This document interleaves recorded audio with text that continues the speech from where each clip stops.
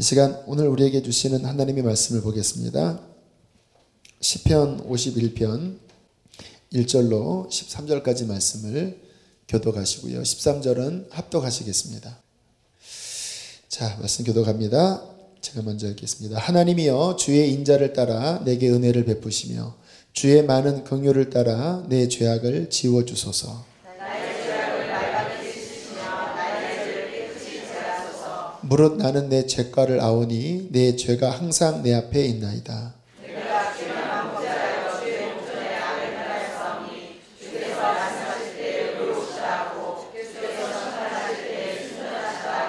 내가 죄악 중에서 출생하였으며 어머니가 죄 중에서 나를 잉태하였나이다.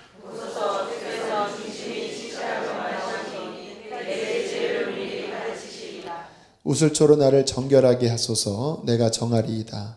나의 죄를 씻어주소서. 내가 눈보다 희리이다.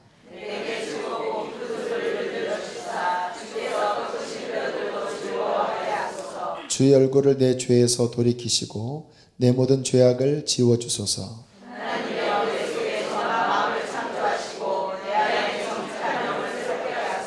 나를 주 앞에서 쫓아내지 마시며 주의 성령을 내게서 거두지 마소서.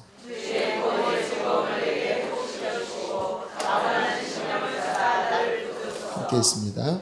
그리하면 내가 범죄자에게 주의 도를 가르치리니 죄인들이 주께 돌아오리이다. 아멘. 우리 김재구 교수님 나오실 때 우리 힘찬 박수로 환영해 주시고요. 헌금을 위해서 기도하시고 말씀 전해 주시겠습니다. 우리 교수님 나오실 때 힘차게 박수하겠습니다.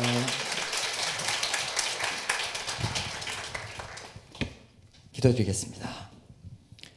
사랑의 하나님 감사합니다. 저희들을 주님의 은혜 가운데 살아가게 하시고 호흡하게 하시며 생명을 보존케 하여 주셔서 저희가 주님을 따를 수 있게 하여 주시니 참으로 감사합니다. 살아있음에 감사드리며 주님을 알아갈 수 있음에 감사드리며 주님을 알고 또 주님 뜻이 무엇인지 깨달아 그 길을 걸어갈 수 있음에 참으로 감사합니다. 이렇게 영광스러운 직분을 맡겨주셨으니 평생의 삶을 통하여서 결코 주님 뜻 거스르지 않으며 주님께서 주신 그 은혜와 감사와 감격을 가슴에 새기고 우리 주님 나라 아름답게 이루어가는 우리의 삶이 될 수 있도록 축복하여 주시옵소서. 이곳에도 임하여 주시어서 주의 성령께서 역사하여 주시사 우리 마음을 움직여 주시고 주님께서 지혜와 명철로 인도하여 주시사 주의 말씀을 깨닫게 도와주옵소서. 우리가 서로 깨달아야만 하나님의 뜻을 가슴에 새기고 걸어갈 수 있을 줄로 믿고 확신합니다. 흔들리지 않는 신념이 가슴에 새겨질 수 있도록 우리 하나님 지혜와 명철로 우리 주님의 뜻을 말씀을 깨닫게 도와주시옵소서. 이 시간도 끝까지 지켜주시옵소서. 또 이제 우리 주님 앞에 사랑과 감사와 감격의 마음을 담아서 물질을 올려드립니다. 우리 하나님 우리 마음을 받아주시고 하나님 뜻 가운데서 우리 주님 귀하신 사명에 사용하여 주시옵소서. 우리가 드리는 것 아버지 부족하고 모자란 건 많지만 우리 하나님 늘 우리의 삶 속에서 마음이 함께 가는 것이 되게 도와주시고 오직 하나님께서 주신 모든 것들에 감사하며 우리의 삶을 헌신하며 드리는 믿음이 될 수 있도록 축복하여 주시옵소서. 더 많은 것을 드릴 수 있는 삶이 될 수 있도록 축복에 축복을 더하시며 인도하실 줄 믿사오며 우리 구주 예수 그리스도 존귀하시는 받들어 감사하며 기도하옵나이다. 아멘. 할렐루야. 예, 잘들 지내셨죠? 예. 오늘 하나님의 말씀을 시편 몇 권을 봐야 될까요? 예, 저번 주에 우리가 1권을 끝냈으니까 1권을 제대로 끝낸 건 아니죠. 그냥 설렁설렁 이제 얼렁뚱땅 이렇게 이제 건성건성 넘어가면서 중요한 부분들만 다룰 수밖에 없었는데 그럴 수밖에 없죠. 다 다루면 한 편 하다가 1시간이 그냥 훌딱 지나갈 수밖에 없으니까 어쩔 수 없이 이제 1권 설렁설렁 지나갔습니다. 근데 제가 드린 도표를 보면서 1권이 가지고 있는 의미가 도대체 무엇인지를 한번 살펴보고요. 그러면 이제 우리가 2권에서 해야 될 일이 무엇인지를 분명하게 볼 수가 있습니다. 이미 갈 길은 다 정해져 있고요. 어디로 나가야 될지 방향은 다 정해져 있습니다. 그 정해져 있는 방향을 향해서 우리가 왜 나가야 되는지만 점검하면 우리가 서 있는 위치에서 최선을 다해서 하나님의 뜻을 받들 수 있을 겁니다. 우리는 지금 시편 1권을 가지고요. 처음에는 어디로 나갔던가요? 가장 1권 속에서 뭐부터 봤던가요? 시편 8편까지 가는데 어떤 역사가 펼쳐졌던 거죠? 네, 창조의 역사가 펼쳐지죠. 그 다음에 이제 시편 19편까지 가서 창조가 이루어지면 그 창조에서 우리가 만들어진 걸로 끝나는 것이 아니라 이제 하나님께서 우리를 만들어서 세워 놓으셨으니 이제 그때부터 우리의 사명이 뭐가 되는 건가요? 하나님의 뜻을 받들어서 잘 다스리는 사명이 되어야 되겠죠. 그럼 당연히 우리가 뭘 받아들여야 되느냐 하면 잘 다스리기 위해서 하나님의 율법, 여호와의 율법. 그래서 8편, 여기 19편. 그 다음에 여호와의 율법을 따라서 사노라면 우리의 삶이 어떤 삶이 될까요? 주변의 환경이 어떠하든지 상황이 어떠하든지 우리의 삶의 정황이 어떠하든지 우리는 누구를 신뢰할 수 있다는 얘기인가요? 여호와만 신뢰하며. 이게 23편으로 넘어갔고요. 이렇게 돼서 이제 마지막 마무리를 못하고 시간이 없어서 이제 신뢰가 일어나면 이제 그 다음에 뭐가 벌어질 것인가? 뭐가 벌어질까요? 하나님께 대한 여호와를 향한 신뢰가 형성되어졌으면 이젠 무슨 일이 있어도 하나님만 바라보며 살아갑니다. 삶의 정황에 눈을 돌리지 않을 것입니다. 그런 일이 벌어지면 이제 마지막 순간에 어떤 일이 벌어질까요? 아직 마지막 순간이 안 돼봐서 자 37편을 보시면요. 시편 37편을 보시면 이제 끝에 가서는 이런 시편들이 많이 나타납니다. 37편을 보시면 1절을 한번 보면요. 1절 한번 읽어봅니다. 같이 시작. 악을 행하는 자들 때문에 불평하지 말며 불의를 행하는 자들을 시기하지 말지어다. 벌써 상황은 똑같다는 걸 이미 알고 있고요. 그 상황 속에서 이제 여호와만이 어떤 하나님이라는 것을 깨닫고 나면 신뢰가 형성되어져 있는 사람은 이런 상황에 눈을 돌리지 않습니다. 뭘 하느냐 하면 7절이 이루어집니다. 7절. 같이 한번 읽어보죠. 시작. 여호와 앞에 잠잠하고 참고 기다리라. 자기 길이 형통하며 악한 꾀를 이루는 자 때문에 불평하지 말지어다. 어떤 삶이 이루어진다는 얘기인가요? 잠잠합니다. 잠잠. 하나님의 뜻이 반드시 이루어질 것이라는 걸 믿는 겁니다. 확신하는 겁니다. 그래서 우리의 마지막 순간에는 잠잠히 어떤 여건과 환경 속에서요 흔들리지 않고 잠잠히 하나님만 바라보며 기다릴 수가 있습니다. 상황은 변하는 것이 없어도. 39편도 보면요. 39편도 1, 2절 한번 읽어보면요. 1, 2절 같이 한번 읽어봅니다. 같이 시작. 내가 말하기를 나의 행위를 조심하여 내 혀로 범죄하지 아니하리니 악인이 내 앞에 있을 때 내가 내 입에 재갈을 먹이리라 하였도다. 내가 잠잠하여 선한 말도 하지 아니하니 나의 근심이 더 심하도다. 어떤 삶인가요? 잠잠히 인내하고 참는 겁니다. 그 다음에 40편 가면 이제 이런 일이 벌어지는 거죠. 40편 1절 2절 같이 한번 읽어봅니다. 1, 2절 같이 시작. 내가 여호와를 기다리고 기다렸더니 귀를 기울이사 나를 부르짖음을 들으셨고 나를 기가 막힐 웅덩이와 수렁에서 끌어올리시고 내 발을 반석 위에 두사 내 걸음을 견고하게 하셨도다. 기다리고 기다렸다라는 것은 무슨 얘기인가요? 잠잠히 참고 끊임없이 하나님만 바라보며 인내하며 걸어간다는 얘기입니다. 그랬더니 결국엔 어떤 일이 벌어지나요? 누가 응답해 주시나요? 하나님께서 여호와께서 응답해 주시는데 자, 이 응답은 도대체 무엇을 위한 응답일까요? 우리 입술에서 탄식이 나오면서 끊임없이 하나님만 신뢰하며 잠잠히 기다렸습니다. 그리고 하나님께서 응답해 주셨습니다. 이 응답은 무엇을 하기 위한 응답일까요? 하나님의 이 응답은 우리의 삶 속에서 무엇을 하기 위한 하나님의 응답일까요? 분명히 응답이 이루어지면요 하나님은 원하시는 것, 자동적으로 여기에 가기를 원하시는 겁니다. 딴 거 하기를 원하시는 것이 아니고요 하나님께서 우리의 기다림 속에, 신뢰하고 기다림 속에 하나님께서 응답해 주실 때에는 우리가 이 자리에 서 있기를 바라시는 겁니다. 그게 뭘까요? 여러분들 응답을 다 받으셨죠? 그러면 그 다음에 나타나는 게 뭔가요? 예배죠. 이제 응답을 받고 나서 하나님께 기도했던 모든 응답이 이루어졌습니다. 깜빡 잊고 지내는 거죠. 너무 좋아서 어쩔 줄 몰라 하다가 밤 돼서 이제 정신이 들기 시작하는 거죠. 내가 그동안 기도하면서 이렇게 열심히 하나님의 뜻을 기리면서 기다렸는데 응답해 주셨는데 그 자리에서 그 순간에 뭘 못한 건가요? 감사를 못한 거예요. 이제 정신이 버쩍 들어서 잘 때쯤 되니까 하나님께 내가 감사하지 못했구나.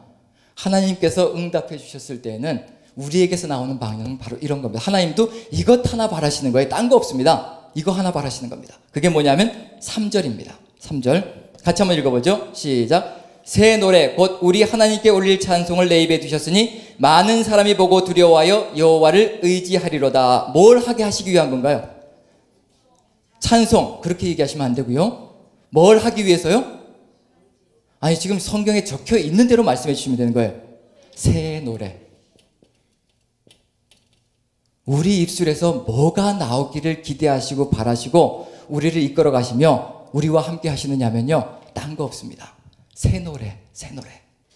옛날 노래 부르지 말라는 얘기입니다. 10년 전에는 이렇게 해주셨는데, 20년 전에는 나를 이렇게 열심히 하나님께서 응답해 주셨고 나와 동행해 주셨는데, 그런 노래 부르지 말라는 얘기예요. 하나님께서 함께 하시며 우리의 삶을 인도하신다는 얘기는 뭐냐면요, 끊임없이 우리 입에서 뭐가 나오길 바라시느냐면 새 노래를 뽑아내시기를 원하시는 겁니다. 우리 입술에서 새 노래가 나오게 하기 위해서 하나님은 뭘 하신다는 얘기인가요? 예, 응답하시고요, 쉬지 않으시는 겁니다. 쉬지 못하시는 겁니다. 우리 입술에서 탄식이 쏟아져 나오는 그 순간부터 하나님은 쉬지 못하십니다. 왜냐하면요, 탄식이 무엇으로 바뀔 때까지 하나님은 역사하실 수밖에 없느냐면 새 노래가 나올 때까지. 왜냐하면 우리는 그렇게 만들어진 존재예요. 하나님을 찬양하기 위해서 만들어진 존재이기 때문에 목적 자체가 우리가 만들어질 때 이미 하나님을 찬양하는 존재로 만들어 놓으셨기 때문에 우리는 탄식하면서는 절대 인생을 살 수가 없습니다. 탄식은 우리의 목적이 아니란 얘기예요. 우리의 인생 최고의 목적은 뭐냐면요, 우리 입술에서 찬양이 쏟아져 나올 때입니다. 그때가 최고의 가치를 가지고 있는 거고요, 우리에게 주신 이 호흡을, 하나님께 주신 이 호흡을, 생기를 가장 가치 있게 쓰는 순간입니다. 그게 바로 우리 입술에서 새 노래가 뽑아서 나갈 때, 우리 입술에서 새 노래가 나갈 때 누가 가장 기뻐하시느냐면요, 우리 하나님께서 가장 기뻐하십니다. 최고로 기뻐하시는 거예요. 펄쩍펄쩍 뛰시면서 좋아하시는 겁니다. 흡사 그런 거 있잖아요. 우리가 아이들한테 뭘 바라고 물건을, 좋은 것들을 아이들이 기뻐하는 걸 사주는 거 아니잖아요. 뭘 바라고 네가 나한테 감사해야 된다라는 그런 목적의식을 가지고 아이들에게 뭘 사주시는 건 아니잖아요. 무엇 때문에 사주시나요? 원하는 것을. 딴 거 없어요. 그걸 받아들고 기뻐서 펄쩍펄쩍 뛰는 모습만 봐도 이미 효도가 다 된 겁니다. 그 모습만 봐도 기쁜 거예요. 그 다음에 감사하다는 말 한마디 하면 그냥 부모로서 그 자리에서 그냥 뒤집어지는 거죠. 그것까진 바라지도 않았는데, 네 입에서 감사하다는 얘기까지는 바라지도 않았는데 벌써 기뻐하면서 감사하다는 얘기까지만 나오면 이제 그건 다 끝난 겁니다. 우리 하나님도 딴 거 바라는 거 없습니다. 우리 하나님이 굉장히 욕심이 없으신 분입니다.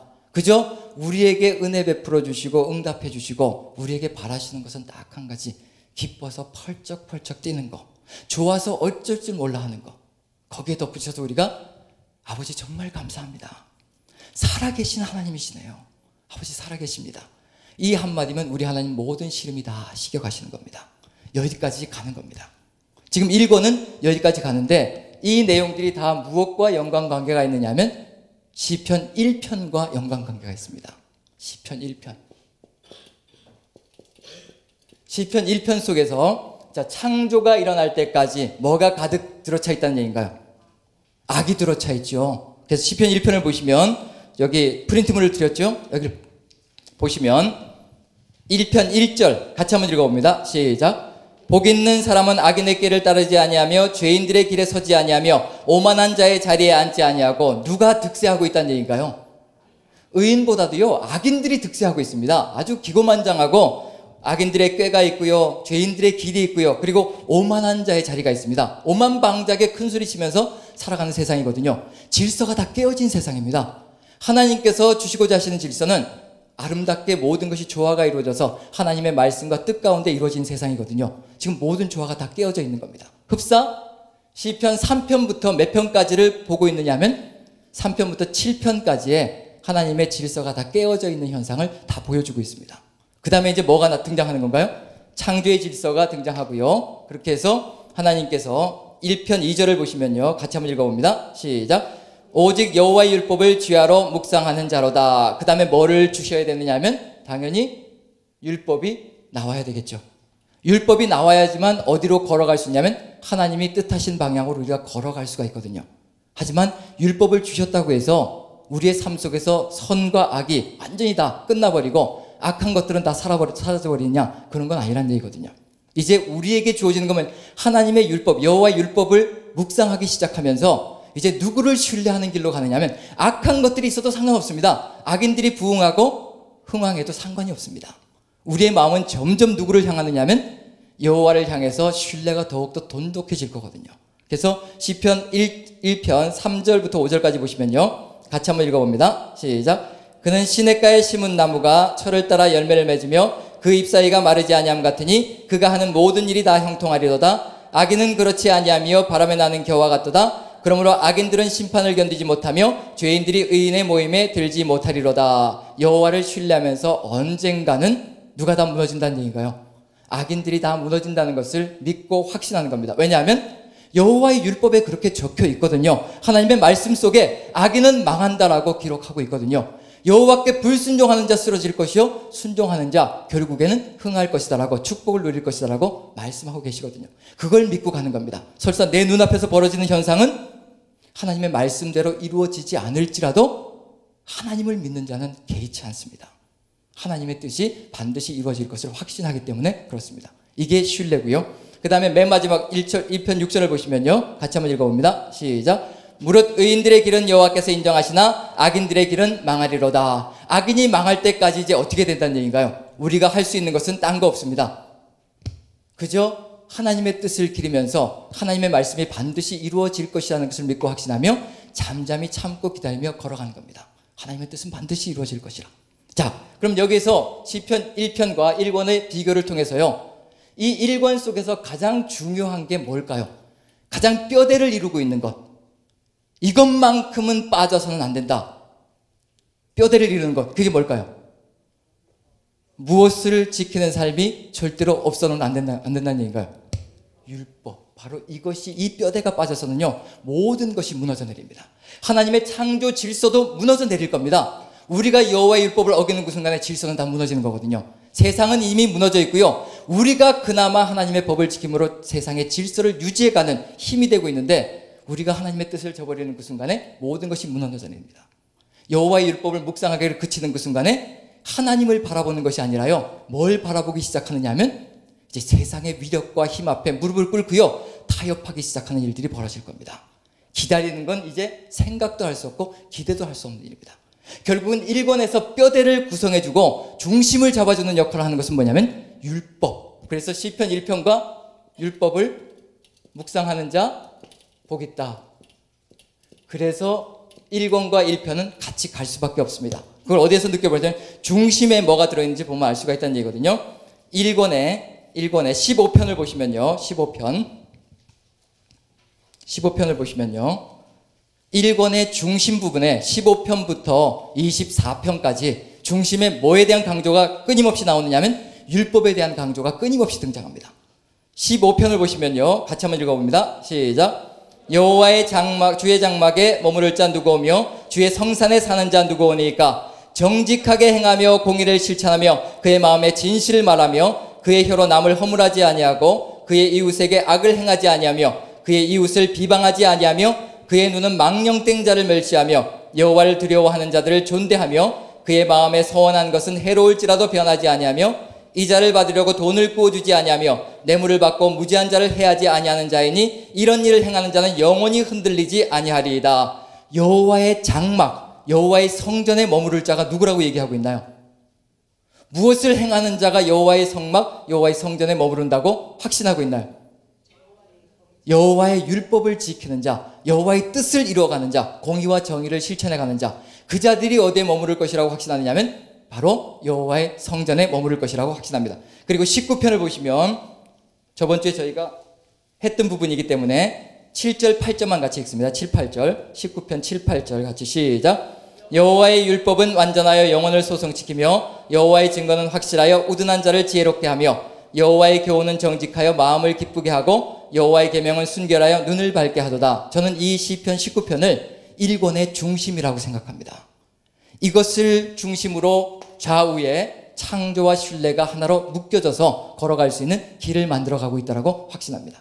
이 중심이 무너져버리면 모든 것이 무너지고요. 그리고 심지어는 이제 가장 하나님을 신뢰하는 시편이 몇 편이라고 말씀드렸던가요? 시편 몇 편인가요? 시편 23편이 어떻게 연결되어지고 있는지 24편과 자 23편에 보시면요. 같이 한번 읽어보죠. 1절부터 4절까지 같이 읽어봅니다. 시작. 여호와는 나의 목자시니 내게 부족함이 없으리로다. 그가 나를 푸른 불밭에 누이시며 쉴만한 물가로 인도하시는도다. 내 영혼을 소생시키시고 자기 이름을 위하여 의의 길로 인도하시는도다. 내가 사망의 음침한 골짜기로 다닐지라도 해를 두려워하지 않을 것은 주께서 나와 함께 하심이라. 주의 지팡이와 막대기가 나를 안위하시나이다. 주께서 내 원수의 목전에서 내게 상을 차려주시고 기름을 내 머리에 부으셨으니 내 잔이 넘치나이다. 자, 내 잔이 넘친다고 고백하고 있습니다. 그 다음에 이제 이루어져야 될 일이 뭘까요? 내 잔이 넘치게 하나님께서 나를 채워주셨고 이젠 이 하나님밖에는 신뢰할 리가 없습니다. 그럼 이제 우리는 어디로 가야 되나요? 어디에서 사는 건가요? 여호와의 집에서 영원히 거하는 겁니다. 같이 한번 읽어보죠. 6절, 23절 6절 같이 시작. 내 평생의 선하심과 인자하심이 반드시 나를 따르리니 내가 여호와의 집에 영원히 거하리로다. 그럼 이제 그 다음에 뭐가 나와야 될까요? 내가 여호와의 집에 영원히 거할 것이라고 하나님께 선포하고 세상을 향해서 선포했습니다. 그럼 그 다음 편에는 뭐가 나와야 될까요? 찬송, 그리고 또요, 이제 답이 나올 때까지, 예, 그리고 또요, 23편은 새 노래 아닌가요? 여호와는 나의 목자시니 내게 부족함이 없으니. 이것보다 좋은 새 노래가 어디 있겠습니까? 여호와의 집에 내가 영원히 거하리로다. 아까도 15편에서 뭐가 나왔나요? 누가 여호와의 집에 거할 수 있는가? 여호와의 성산에 거할 수 있는가? 율법을 지키는 자. 24편에 다시 나오기 시작합니다. 연결시키는 겁니다. 지금 24편을 보시면요, 1, 2, 3절 보시면요, 그 목적이 들어가 있거든요. 같이 한번 읽어봅니다. 시작. 땅과 거기에 충만한 것과 세계와 그 가운데 사는 자들은 다 여호와의 것이로다. 여호와께서 그 터를 바다 위에 세우시며 강들 위에 건설하셨도다. 여호와의 산에 오를 자가 누구며 그 거룩한 곳에 설 자가 누구인가? 누굴까요? 그렇죠. 이제 율법을 지키는 자입니다. 이걸 지켜내지 못하면 우리가 그곳에 설 수도 없고 그곳에서 쫓겨날 수도 밖에 없다는 얘기거든요. 같이 한번 읽어보죠. 4절부터 6절까지 같이 시작. 곧 손이 깨끗하며 마음이 청결하며 뜻을 허탄한 데 두지 아니하며 거짓 맹세하지 아니하는 자로다. 이는 그는 여호와께 복을 받고 구원의 하나님께 의를 얻으리니 이는 여호와를 찾는 족속이요 야곱의 하나님의 얼굴을 구하는 자로다. 모든 것이 다 어디로 통하기 시작하느냐면요, 여호와의 율법을 지키는 그 뼈대를 향해서, 중심을 향해서 끊임없이 집중되어지기 시작합니다. 이게 중심에 들어가 있고요, 그 중심도 신뢰도 결국은 신뢰가 끝이 아니라 신뢰하기 때문에 그 하나님의 법만 지키면서 하나님이 원하시는 그 집에서 내가 영원토록 살겠다라는 그런 결단 가운데 고백하고 살아가는 내용이 들어가 있다는 얘기거든요. 그럼 1권은 무엇이 중심이 되냐면 시편 1편의 중심 내용, 여호와의 율법을 주야로 묵상하는 자가 복이 있다. 이게 그럴 수밖에 없는 게요, 시편 3편부터 72편까지는 누구의 시편이 주류를 이루고 있나요? 다윗의 시편이죠. 그리고 시편 72편 맨 마지막 절은 뭐라고 되어 있나요? 이제 하도 한지 오래돼 가지고요, 이제 기억에서 점점 가물가물해지죠. 이럴 때 다시 한번, 예, 기억을 되살려야 합니다. 72편 맨 마지막에는 의도적으로 이게 들어가 있습니다. 72편 20절. 그렇죠. 이제 기억이 나시죠? 예. 그래가지고 이제 이렇게 돼서 저렇게 돼서 저렇게 됐다는 거. 자, 72편 20절 같이 한번 읽어보죠. 시작. 이새의 아들 다윗의 기도가 끝나니라. 다윗의 기도가 끝나면서 72편은 누구의 시라고 얘기했느냐면 솔로몬의 시. 누구의 소망이 다 들어가 있는 건가요? 다윗의 마지막 기도가 들어가 있는 겁니다. 그럼 결국은 3편부터 72편은 누구의 일생이 다 들어가 있는 거예요? 다윗의 일생이 다 들어가 있습니다. 여기에 1권과 2권으로 나누어져 있습니다. 그럼 의도적으로 이럴 수가 있잖아요. 시편의 가장 핵심되기는 주장이 뭔가요? 가장 큰 이념들 두 가지가 있죠. 여기 몇 편이 빠져 있나요? 1편과 2편이 빠져 있습니다. 시편 전체를 볼 수 있고 시편 전체를 이끌어 갈 수 있는 신념을 주는 시편이 있다면 1편과 2편입니다. 1편은 여호와의 율법을 주야로 묵상하는 자 복이 있다. 2편은 여호와께로만 피하는 자가 복이 있다. 그러면 이제 이 1권과 2권 속에 다윗이 살아가면서 일생을 통해서 배워야 할 것, 배워야만 했는데 배우지 못하고 결국 실패로 끝나버리고 물려줘야만 할 것, 그것이 도대체 무엇일까? 어떤 신앙을 지켜가야 된다는 얘기인가요? 결국 시편 1편의 신앙과 시편 2편의 신앙을 평생을 통해서 지켜나가야 된다는 것이 아마 좌우명으로 들어가 있을 겁니다. 그럼 지금 시편 1권 속에는 뭐가 들어가 있나요? 뭐와 연관관계가 있는 건가요? 시편 몇 편과? 시편 1편과 즉 여호와의 율법을 주야로 묵상하는 것과 관계가 있고요. 그럼 당연히 오늘 해야 될 시편 2권은 어디와 연관 관계가 있을까요? 시편 2권과 관계가 있을 겁니다. 그럼 시편 2권의 핵심 주제가 뭔가요?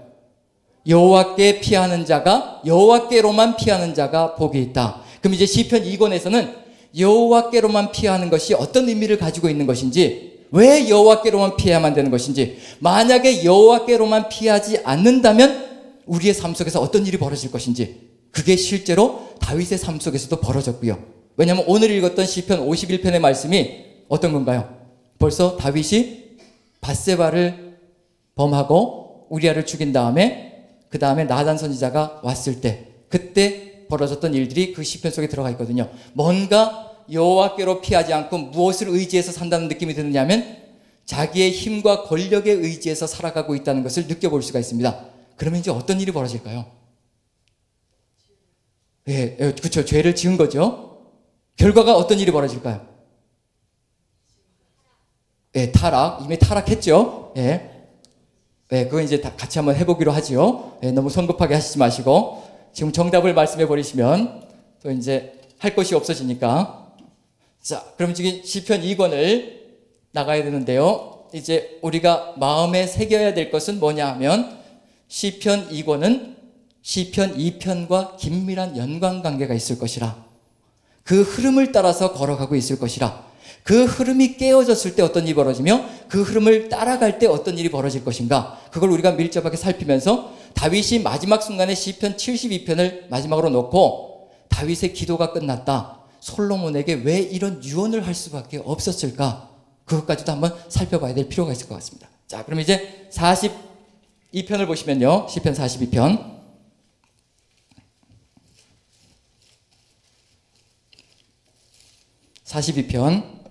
벌써 시작이 좋지 않죠?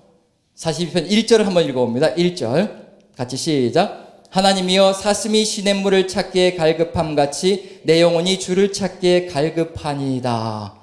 사슴이 시냇물을 기근이 든 상태에서요, 시내가 메말라가는 상태에서 사슴이 시냇물을 찾지 못하면 죽습니다. 사슴이 시냇물을 찾기에 갈급함같이, 그건 상징이고요, 그건 비유일 뿐입니다. 그 다음이 중요한 겁니다. 내 영혼이 주를 찾기에 갈급합니다.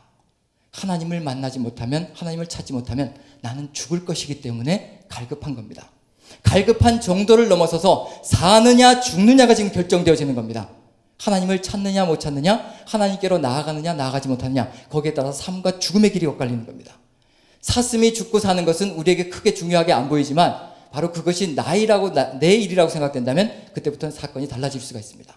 그러면 이제 그 상황들이 도대체 무엇인지 2절부터 4절까지 한번 읽어봅니다. 2절부터 4절 같이 시작. 내 영혼이 하나님 곧 살아계시는 하나님을 갈망하나니 내가 어느 때에 나아가서 하나님의 얼굴을 배울까. 사람들이 종일 내게 하는 말이 내 하나님이 어디 있느냐 하오니 내 눈물이 주야로 내 음식이 되었도다. 내가 전에 성의를 지키는 무리와 동행하여 기쁨과 감사의 소리를 내며 그들을 하나님의 집으로 인도하였더니 이제 이 일을 기억하고 내 마음이 상하는도다. 어디로 인도했다고요?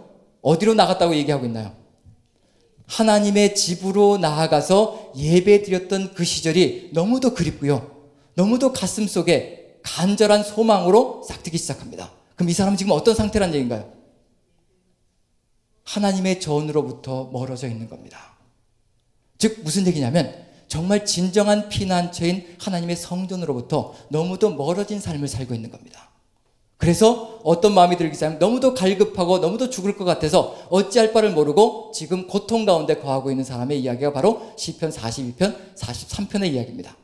이 시편 42편과 43편은 연결되어져 있는 시편이고 한 편의 시편과 같이 읽어야 될 겁니다. 자, 그럼 여기서 지금 시편 42편 1절부터 몇 절까지 보느냐면 5절까지 보시면요, 뭐에 대한 얘기냐 하면 지금 무엇을 기억하고 있는 건가요? 언제를 기억하고 있는 건가요? 하나님을 예배했던, 하나님의 전에서 하나님을 예배했던 언젠가요? 과거, 현재, 미래. 과거를 기억하고 있는 겁니다. 과거는 이렇게 좋았는데, 그 뭔가 탄식이 울려 퍼지고 있다는 얘기는, 과거를 기억하면서 탄식이 울려 퍼지고 있다는 얘기는 뭐냐면 하나님께서 뭔가 바꿔주셔야만 되는, 그럼 이 사람은 어디로 찾아가야지만 이 갈증이 해소될 수가 있을까요? 하나님의 집으로 가야 된다는 얘기입니다. 그곳으로 가지 않으면 절대로 이 사람의 갈증은 해소되어질 수가 없다는 얘기입니다. 우리가 세상 속에서 살아가지만요, 세상 사람들도 우리도 똑같이 갈증을 느낍니다. 갈급함을 가지고 살아간다는 얘기예요. 그런데 이 갈급함을 어떻게 해결하느냐에 따라서 그리스도인이 되는가 하면 세상 사람이 되는 겁니다. 세상 사람들은 똑같은 갈증을 느끼고 있는데 그 갈증을 무엇으로 채우려고 하냐면 세상 것들로 채우려고 합니다. 돈을 갖다 집어넣기도 하고요, 명예를 갖다 집어넣기도 하고요, 물질적인 것, 권력, 힘, 이 모든 것들을 갖다 집어넣어서 자신들의 갈증을 해소하려고 합니다. 절대 채워지지 않을 겁니다. 하나님께서 우리를 만드셨을 때에는요, 우리 입술에서 찬양이 쏟아져 나오지 않는 한 우리는 갈증이 해소되지 않습니다. 탄식이 우리 입에 머물러 있는 한 끊임없는 갈증과 갈망으로 가득 들어차서요, 끊임없이 고통 가운데 신음소리를 낼 겁니다. 우리 입술에서 찬양이 쏟아져 나오는 그 순간은 뭐냐면 하나님과 우리가 하나 되어졌고요, 우리의 갈증이 해소되는 순간입니다. 세상 사람들이 아무리 세상 것들을 찬양하고 찬미하며 위대하게 높이 격상시켜 놓아도요, 그것은 순간적일 뿐입니다. 절대로 그들의 만족을 채워줄 수 있는 건 아니란 얘기예요. 그게 우리의 힘입니다. 우리는 지금 하나님과 함께하는 삶을 살고 있고 하나님께서 우리의 모든 갈증들을 채워주시고 계시기 때문에 우리가 지금 견딜 수 있고 걸어갈 수 있다는 얘기입니다. 그럼 이제 이 사람이 무엇을 하기를 원하냐면 과거를 기억하면서 후렴구처럼 3번이 나오거든요. 한번 읽어봅니다. 5절 같이 읽습니다. 시작.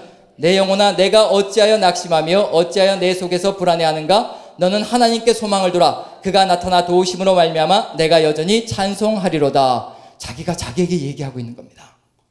그래도 살 수 있는 길은 여기에 있다는 얘기예요. 스스로를 끊임없이 독려하는 겁니다. 스스로 자기 자신에게 왜 낭망하고 있느냐?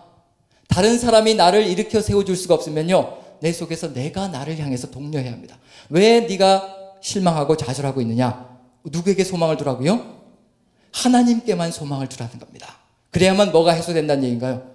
우리의 진정한 갈증이 해소되어질 수 있다는 얘기입니다. 그게 해소되어야지만 이제 뭐가 이루어진다는 얘기인가요? 마지막 부분에 그가 나타나 도우심으로 말미암아 내가 여전히 찬송하리로다. 이 사람은 찬송하고 싶은 거예요. 하나님을 찬양하고 싶은 겁니다. 그런데 지금은 찬송이 쏟아져 나가지 않고 탄식이 쏟아져 나가는데 이 사람은 그럼에도 불구하고 나는 찬송할 것이라, 미래는 찬송할 것이라.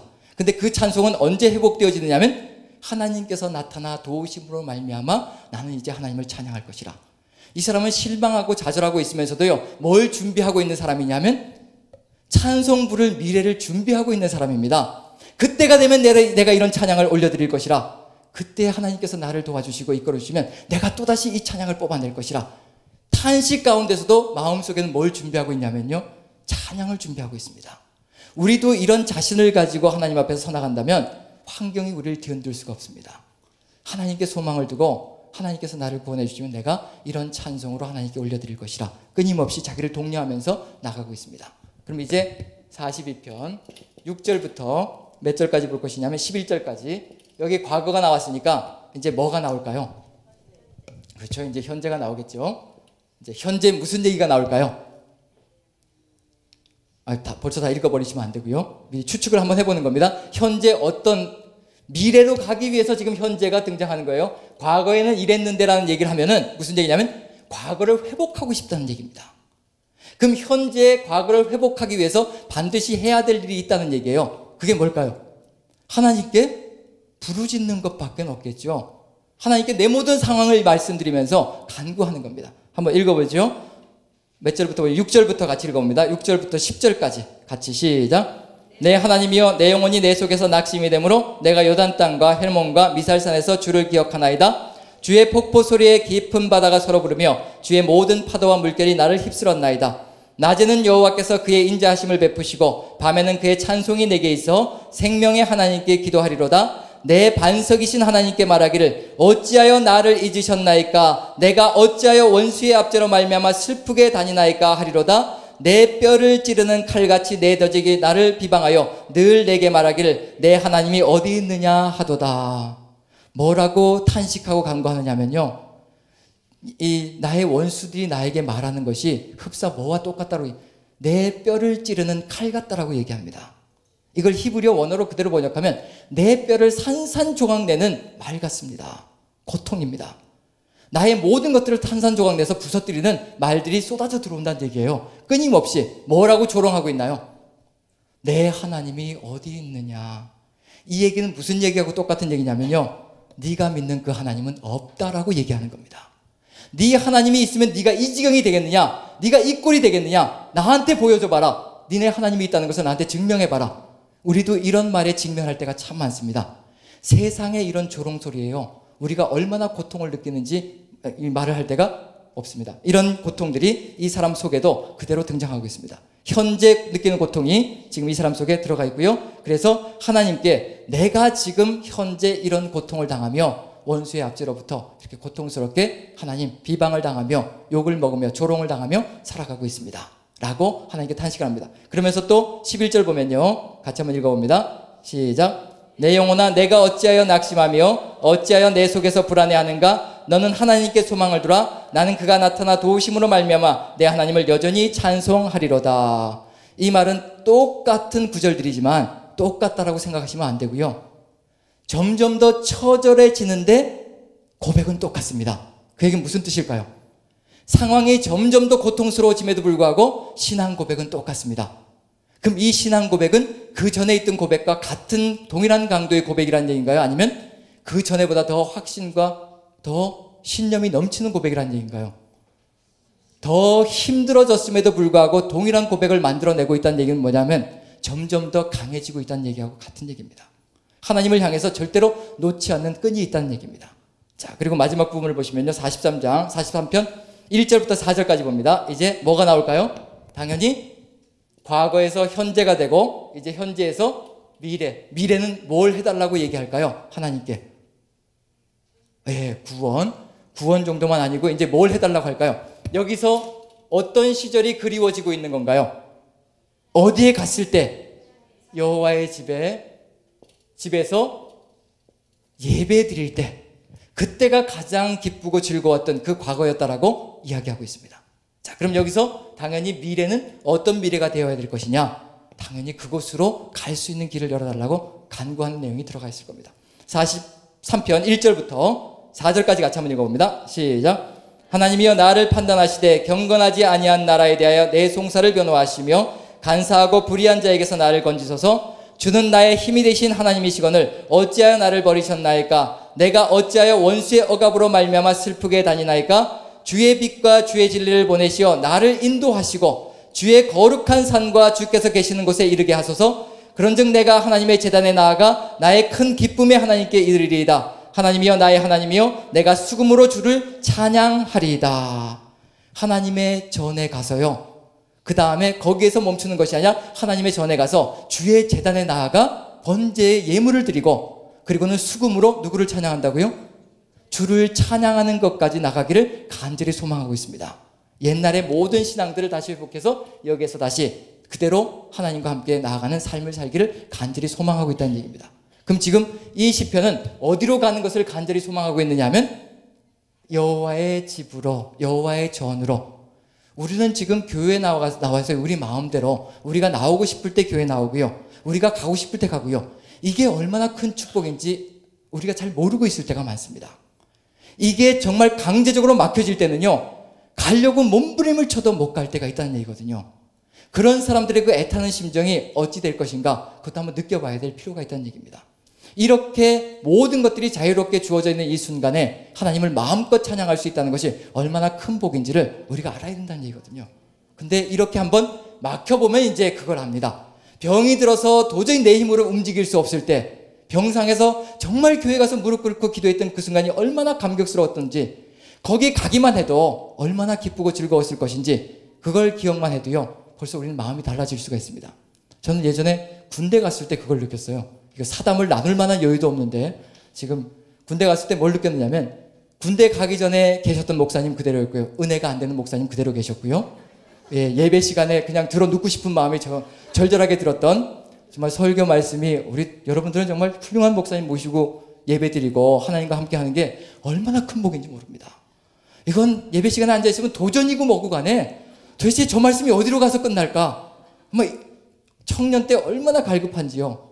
그런데 향방 없이 왔다 갔다 할 때가 얼마나 많은지. 그래서 군대를 갔습니다. 근데 군대 갔더니 어디로부터 멀어진 건가요? 이젠 뭐 예배 드리러 가고 싶어도 갈 수가 없는 거예요. 쫄병 때는 못 가게 하는 거죠. 어디 쫄병이 어디를 예배 드리러 가냐고. 잡초 뽑고 그래야지. 그래서 가지도 못하고 그때는 휴가를 이제 나왔을 때 7개월, 8개월 만에 휴가를 나왔을 때 교회를 갔어요. 주일날. 똑같은 목사님이고요. 말씀도 똑같으시고요. 그런데 이게 웬일입니까? 성전에 교회에 들어가서 딱 앉는데요. 그때부터 눈물이 쏟아지는 거예요. 그때부터 눈물이 쏟아지는 겁니다. 찬송을 부르는데요. 그냥 감동이 돼서 어쩔 줄 모르겠는 거예요. 말씀도 아직 열리지 않았습니다. 말씀도 시작하지 않았고요. 찬송만 부르고 있는 중에 근데 눈물이 쏟아져 내리면서 감동이 되기 시작합니다. 환경은 똑같은데요. 내가 바뀌어 있는 겁니다. 내가 깨달은 겁니다. 하나님의 전에 나가서 예배 드리는 것이 얼마나 소중한 것인지 깨달아 보았고 거기로부터 격리되는 것이 얼마나 고통스러운 것인지 느껴본 사람은요. 하나님의 전에 나가서 하나님과 함께 하나님의 말씀을 듣고 하나님을 찬양하는 것이 얼마나 기쁜 일인지 정말 뼈저리게 느낄 수가 있습니다. 이 사람은 지금 강제적으로 어디에 끌려가 있을 수도 있다는 얘기예요. 조롱하고 있습니다. 사람들이 네 하나님이 어디 있느냐. 그러면 이제 이방인들의 압제 속에서 고통 가운데 거하고 있는 사람일 수 있다는 얘기예요. 그걸 어디에서 느껴볼 수 있냐면 43편 1절만 보아도 제가 한번 읽어볼게요. 하나님이여 나를 판단하시되 경건하지 아니한 나라에 대하여 내 송사를 변호하시며 간사하고 불의한 자에게서 나를 건지소서. 경건하지 아니한 나라, 다른 나라에 붙잡혀가서 강제로 붙잡혀가서 예배에 초서마저 잊어버리고 조롱당하는 삶 가운데서 하나님이 있다면 너희들이 이렇게 붙잡혀와서 이렇게 고통당하며 살 이유가 뭐가 있겠느냐. 끊임없이 조롱과 조소, 멸시들이 쏟아지는 상황 속에서 지금 고통 가운데 거하고 있는 사람의 이야기. 이 사람이 하나님을 찾아서 지금 목매이 부르짖고 있습니다. 이 사람에게는요, 여호와의 전에 한번 가보고 죽는 것이 일생의 소원이 될 수 있다는 얘기입니다. 그 사람의 심정이 되면요, 42편 1절이 얼마나 간절한 것인지 애달픈 것인지 느껴볼 수가 있습니다. 사슴이 시냇물을 찾기에 갈급함 같이 내 영혼이 주를 찾기에 갈급합니다. 한번 느껴본 사람은요 정말 알 겁니다. 여호와와 하나님과 관계가 끊어졌을 때 그 얼마나 고통스러운 일들인지, 그 갈급함이 애절함이 얼마나 큰 것인지 그걸 겪어본 사람들은요 분명하게 알 수가 있습니다. 이 사람의 심정이 절절하게 가슴에 와닿을 수 있다는 얘기입니다. 그리고는 어디를 향하느냐면 끊임없이 여호와의 집. 여기가 무엇이기 때문일까요? 여호와의 집이. 세상 속은 뭐가 없다는 얘기예요. 시편 2편에서 어디로만 피하라고요? 여호와께로만 피하라고 하는데 세상 속에는 피난처가 없는 거예요. 어디에 가야지만 안식을 얻을 수 있고 어디에 가야지만 정말 진심으로 휴식을 취할 수 있느냐면 하나님의 집에 가서 하나님의 말씀을 듣고 하나님을 예배할 때 그때 내 모든 것이 내려질 수 있고 내 모든 아픔과 슬픔이 씻겨서 나가며 하나님의 집에서 안식을 누리고 평안을 누리면서 그것만이 영원한 안식처가 될 수 있고 피난처가 될 수 있다는 것을 가슴에 뼈저리게 느끼고 있는 겁니다. 특히 이스라엘 민족 같은 경우에는요, 하나님의 성전 예루살렘은요, 예루살렘에 있는 여호와의 성전은요 눈에 넣어도 아프지 않는 정말 소중한 것입니다. 그래서 에스겔서에서는 너희 눈에 넣어도 아프지 않는 눈 속의 사과와 같은 그것을 내가 이제 무너뜨릴 것이라. 너희가 얼마나 슬퍼할 것인지 한번 생각해보라. 그 정도로 여호와의 성전은 이스라엘 민족들에게 목숨보다도 소중한 것이 바로 그곳이었습니다. 그곳에 가고 싶다는 간절한 소망이 들어가 있습니다. 넘쳐나고 있습니다. 42편, 43편은요 같이 연결되어져서 과거, 현재, 미래가 그대로 공존하고 있습니다. 그런데 지금 42편과 43편에 1절부터 5절까지인가요? 43편에 5절까지 이 세 부분으로 나눠지면서 과거, 현재, 미래가 이루어지고 있는데, 그런데 여기에서는 구체적인 삶의 정황들이 드러나지 않습니다.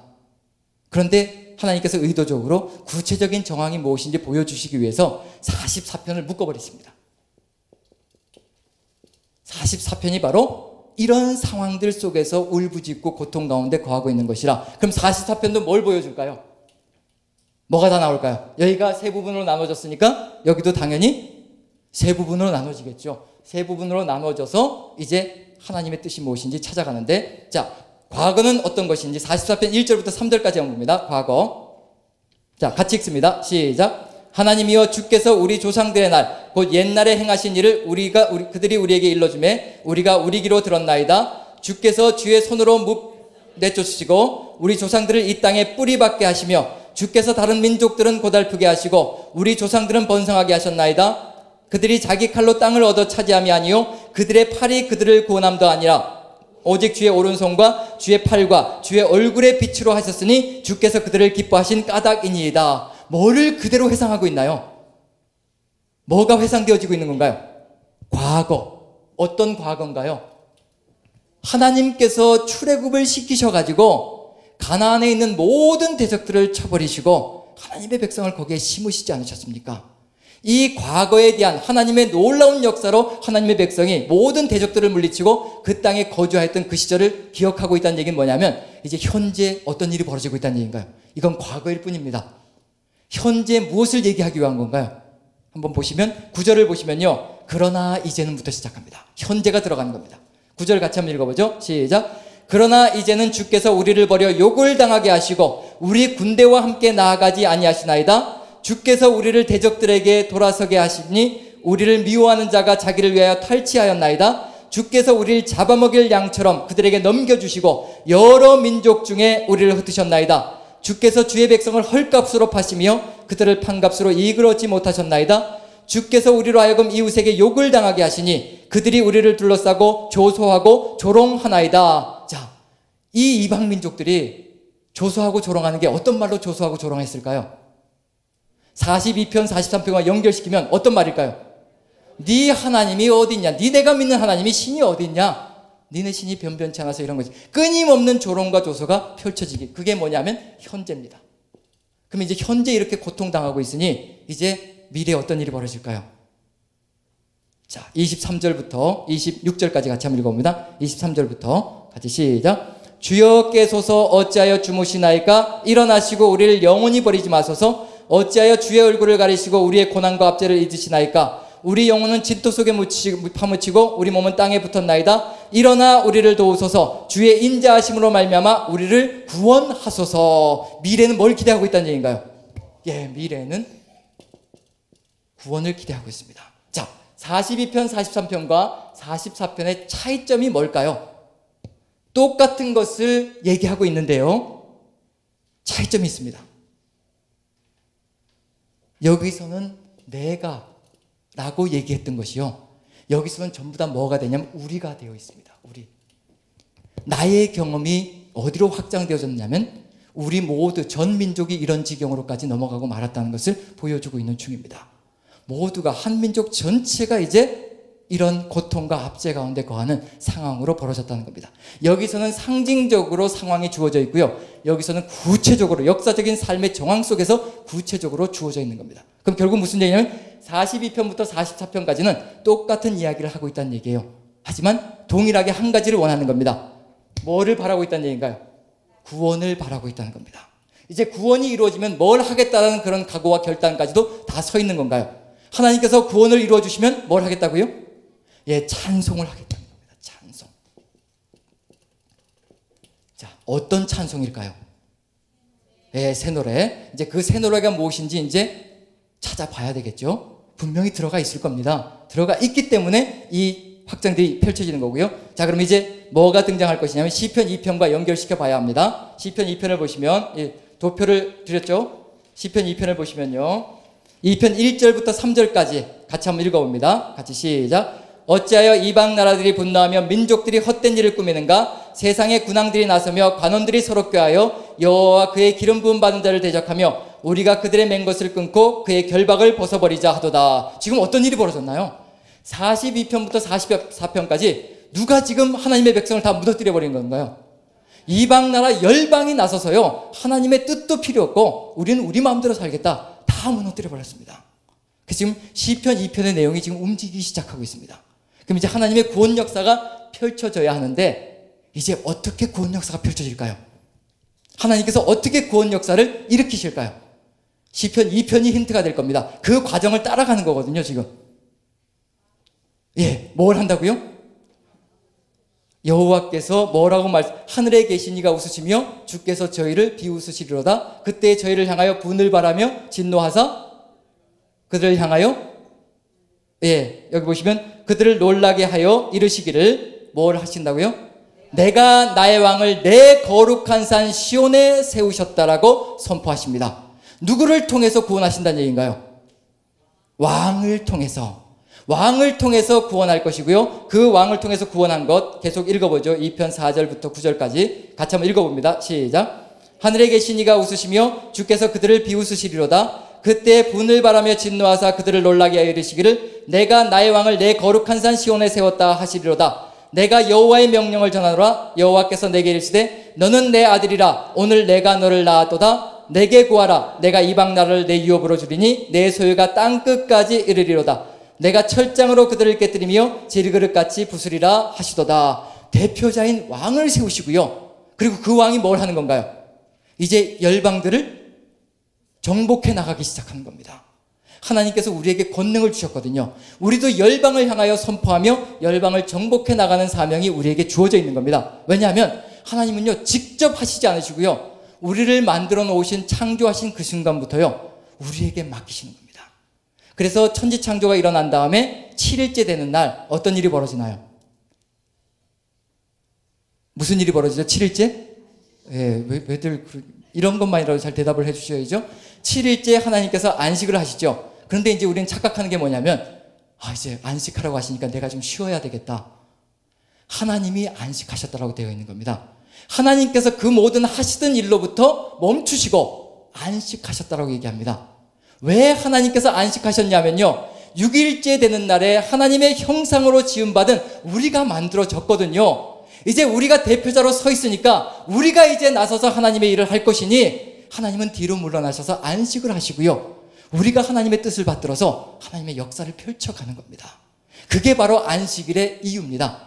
안식일날 우리가 무슨 결심을 하느냐면요, 하나님께서 이 모든 것을 만드셔서 우리에게 맡겨주셨다. 우리가 이 모든 것들을 가장 질서 있게 아름답게 갖고 나가야 될 사명이 우리에게 주어져 있다. 그걸 결심하고 결단하는 겁니다. 주일날 마찬가지거든요. 예수 그리스도께서 십자가의 대속의 은혜를 다 베풀어 주시고 우리의 죄를 다 사하시고 흑암의 모든 세력을 다 몰아버리시고 창조의 질서를 새롭게 만들어 주셔서 나를 흠없이 만들어 주셔서 생기를 불어넣으시고 그리고는 부활하셨다. 그렇죠? 주일날 부활하신 거잖아요. 그럼 이제 우리도 뭘 해야 되는 건가요? 주님과 함께 주일날 부활을 해서 이제 뭘 해야 되는 거죠? 주님과 함께 그냥 승천하면 끝인가요? 아니죠. 우리는 이 땅에 남겨져 있는 거예요. 예수님께서 승천하신 이유는 뭐냐면 새로운 생기를 불어넣은 우리가 있기 때문에 부활하시고 승천하신 겁니다. 이제 승천하심과 이제 다시 오심, 재림하심 사이에 우리가 놓여져 있는데, 예수님께서 다시 오시는 그 순간까지 우리가 해야 될 일은 뭐냐면 주님께서 보여주셨던 그 모든 것들을 이 땅에서 우리가 하는 겁니다. 그게 지금 우리가 맡고 있는 사명이고요. 휴식을 취하는 것은 주님 안에서 최선을 다해서 일을 할 때 우리는 휴식을 취하고 있는 중입니다.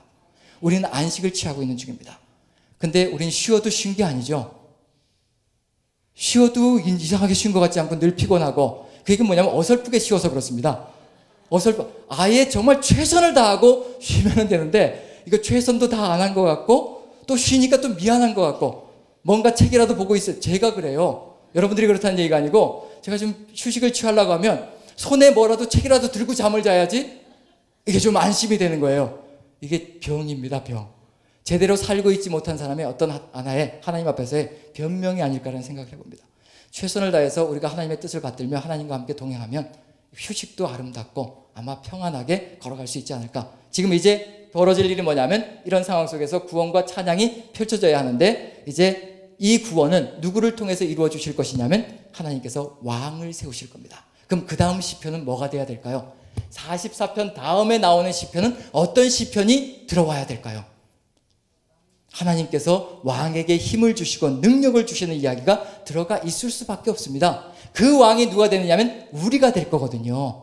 그리고 이제 그 왕이 등장하면서 이제 드디어 하나님의 뜻이 펼쳐지는 일들이 나타날 거고요. 자, 45편을 보시면요, 이제 왕이란 단어가 등장하기 시작할 겁니다. 그럼 이제 이 왕이 무엇을 해야 될지 분명히 나타날 거고요. 45편을 보시면 5절까지 한번 읽어봅니다. 5절까지 같이 시작. 내 마음이 좋은 말로 왕을 위하여 지은 것을 말하리니 내 혀는 글솜씨가 뛰어난 서기관의 붓끝과 같도다. 왕은 사람들보다 아름다워 은혜를 입술에 머금으니 그러므로 하나님이 왕에게 영원히 복을 주시도다.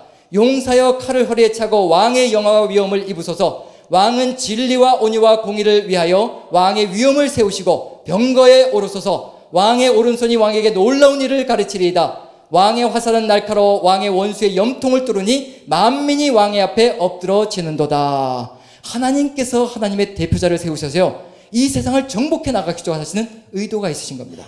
우리를 이 땅에 세워주신 이유는 뭐냐면요, 우리는 그저 구원만 받은 것으로 기뻐하며 즐거워하며 살아가는 것이 아니라요, 우리 수지선한 목자의 신념이 있잖아요. 구원받은 것이 끝이 아니라 구원받은 것은 뭔가요? 끝이 아니라 출발선입니다. 출발선. 구원은 시작점이란 얘기예요. 우리가 하나님에 의해서 이제 은혜로 구원함을 입었으니 이제 지금까지 살아왔던 모든 삶을 다 뒤로하고 앞으로의 삶은 전진하며 하나님의 뜻을 펼치면서 나아가는 삶, 그것이 바로 구원을 완성시켜가는 삶이라는 것이 우리에게 주어져 있는 삶의 소명이거든요. 지금 여기서도 마찬가지로 왕이라는 사람을 단순히 다윗이란 한 인물로 갖다 놓을 것이 아니라요, 그게 누구라고 해석하시면 딱 정답이 되느냐면, 우리 자꾸 예수님께 몰아붙이지만 예수님은 승천하셨어요. 승천하시고 우리한테 다 맡겨주신 거예요. 근데 자꾸 예수님을 갖다 붙이시면 또 십자가에 달리시라고 그러시는 건지, 지금 우리한테 맡겨진 시간입니다. 예수님께서 부활하시고 승천하신 거는요, 이제 우리의 시간이 시작된 거예요. 그래서 이제는 더 이상 예수님께 핑계를 대지 말고요, 예수님께서 보여주신 것 그대로 우리가 살아가는, 최선을 다하는 삶이 되어야 된다는 얘기입니다. 그래야지만 이 땅 위에서 하나님의 뜻이 하나씩 펼쳐지면서 주님께서 보여주셨던 그 역사가 나타난다는 겁니다. 왕이 지금 누구라고 판단하시면 되느냐면 우리 자신들입니다. 우리를 세워놓으신 겁니다. 대표자를 세워서 이 땅을 하나님의 땅으로 만드시고자 하시는 역사가 지금 펼쳐지기 시작하는 겁니다. 자, 그럼 이제 이 왕이 이렇게 열심히 뛰고요, 그 다음에 45편 7절부터 보시면요, 이제 이 한 왕만으로는 안 된다는 얘기거든요. 왜냐하면 하나님은 영원한 계획을 가지고 계시기 때문에 한 사람만으로는 안 됩니다. 그래서 어떤 일이 벌어져야 되냐면 누구에게 물려줘야 되는 건가요?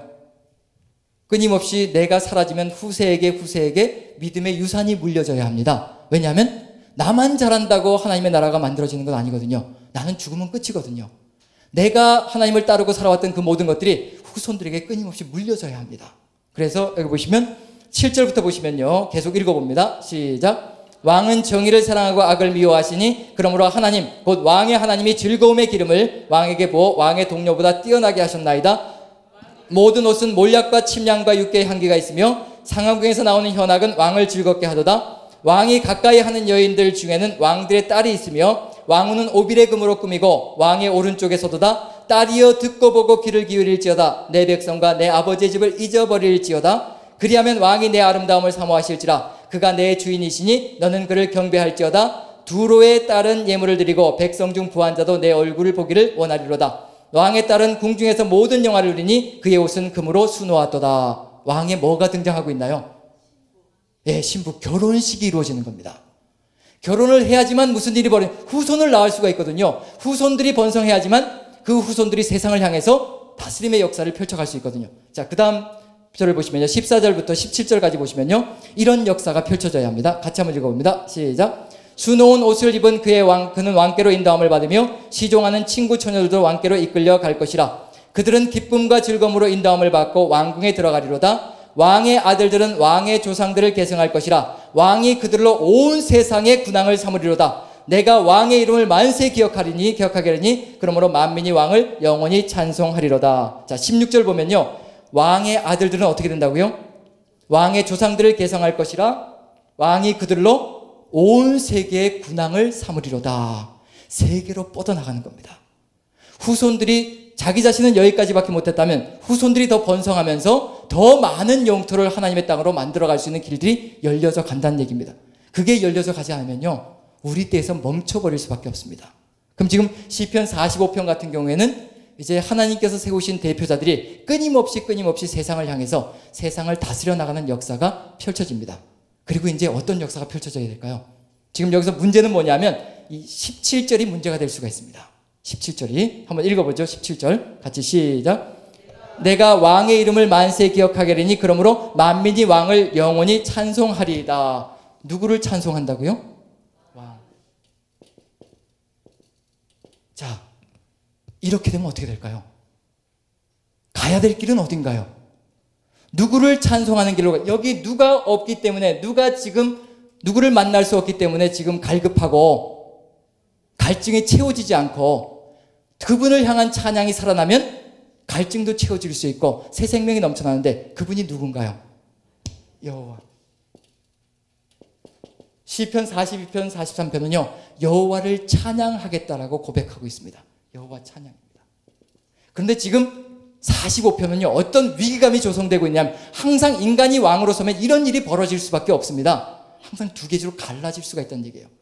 인간을 찬송하는 길로 나아가든지 아니면 하나님을 찬송하는 길로 나아가든지 이 둘 중에 한 가지로 갈라져 갈 수가 있습니다. 왕이 설 때 그리고 인간이 대표자로 설 때 항상 주의해야 될 것이 바로 이런 부분입니다.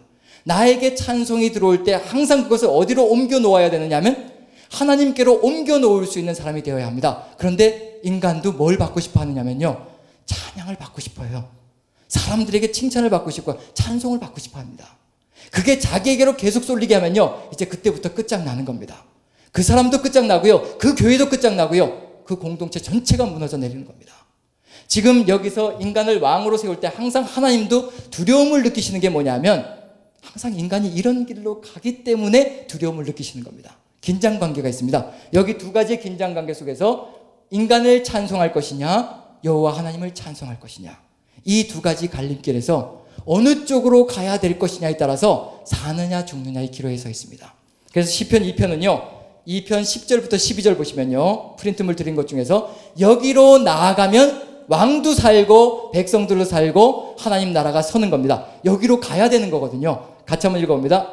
2편 10절부터 12절 같이 시작. 그런즉 군왕들아 너희는 지혜를 얻으며 세상의 재판관들아 너희는 교훈을 받을지어다.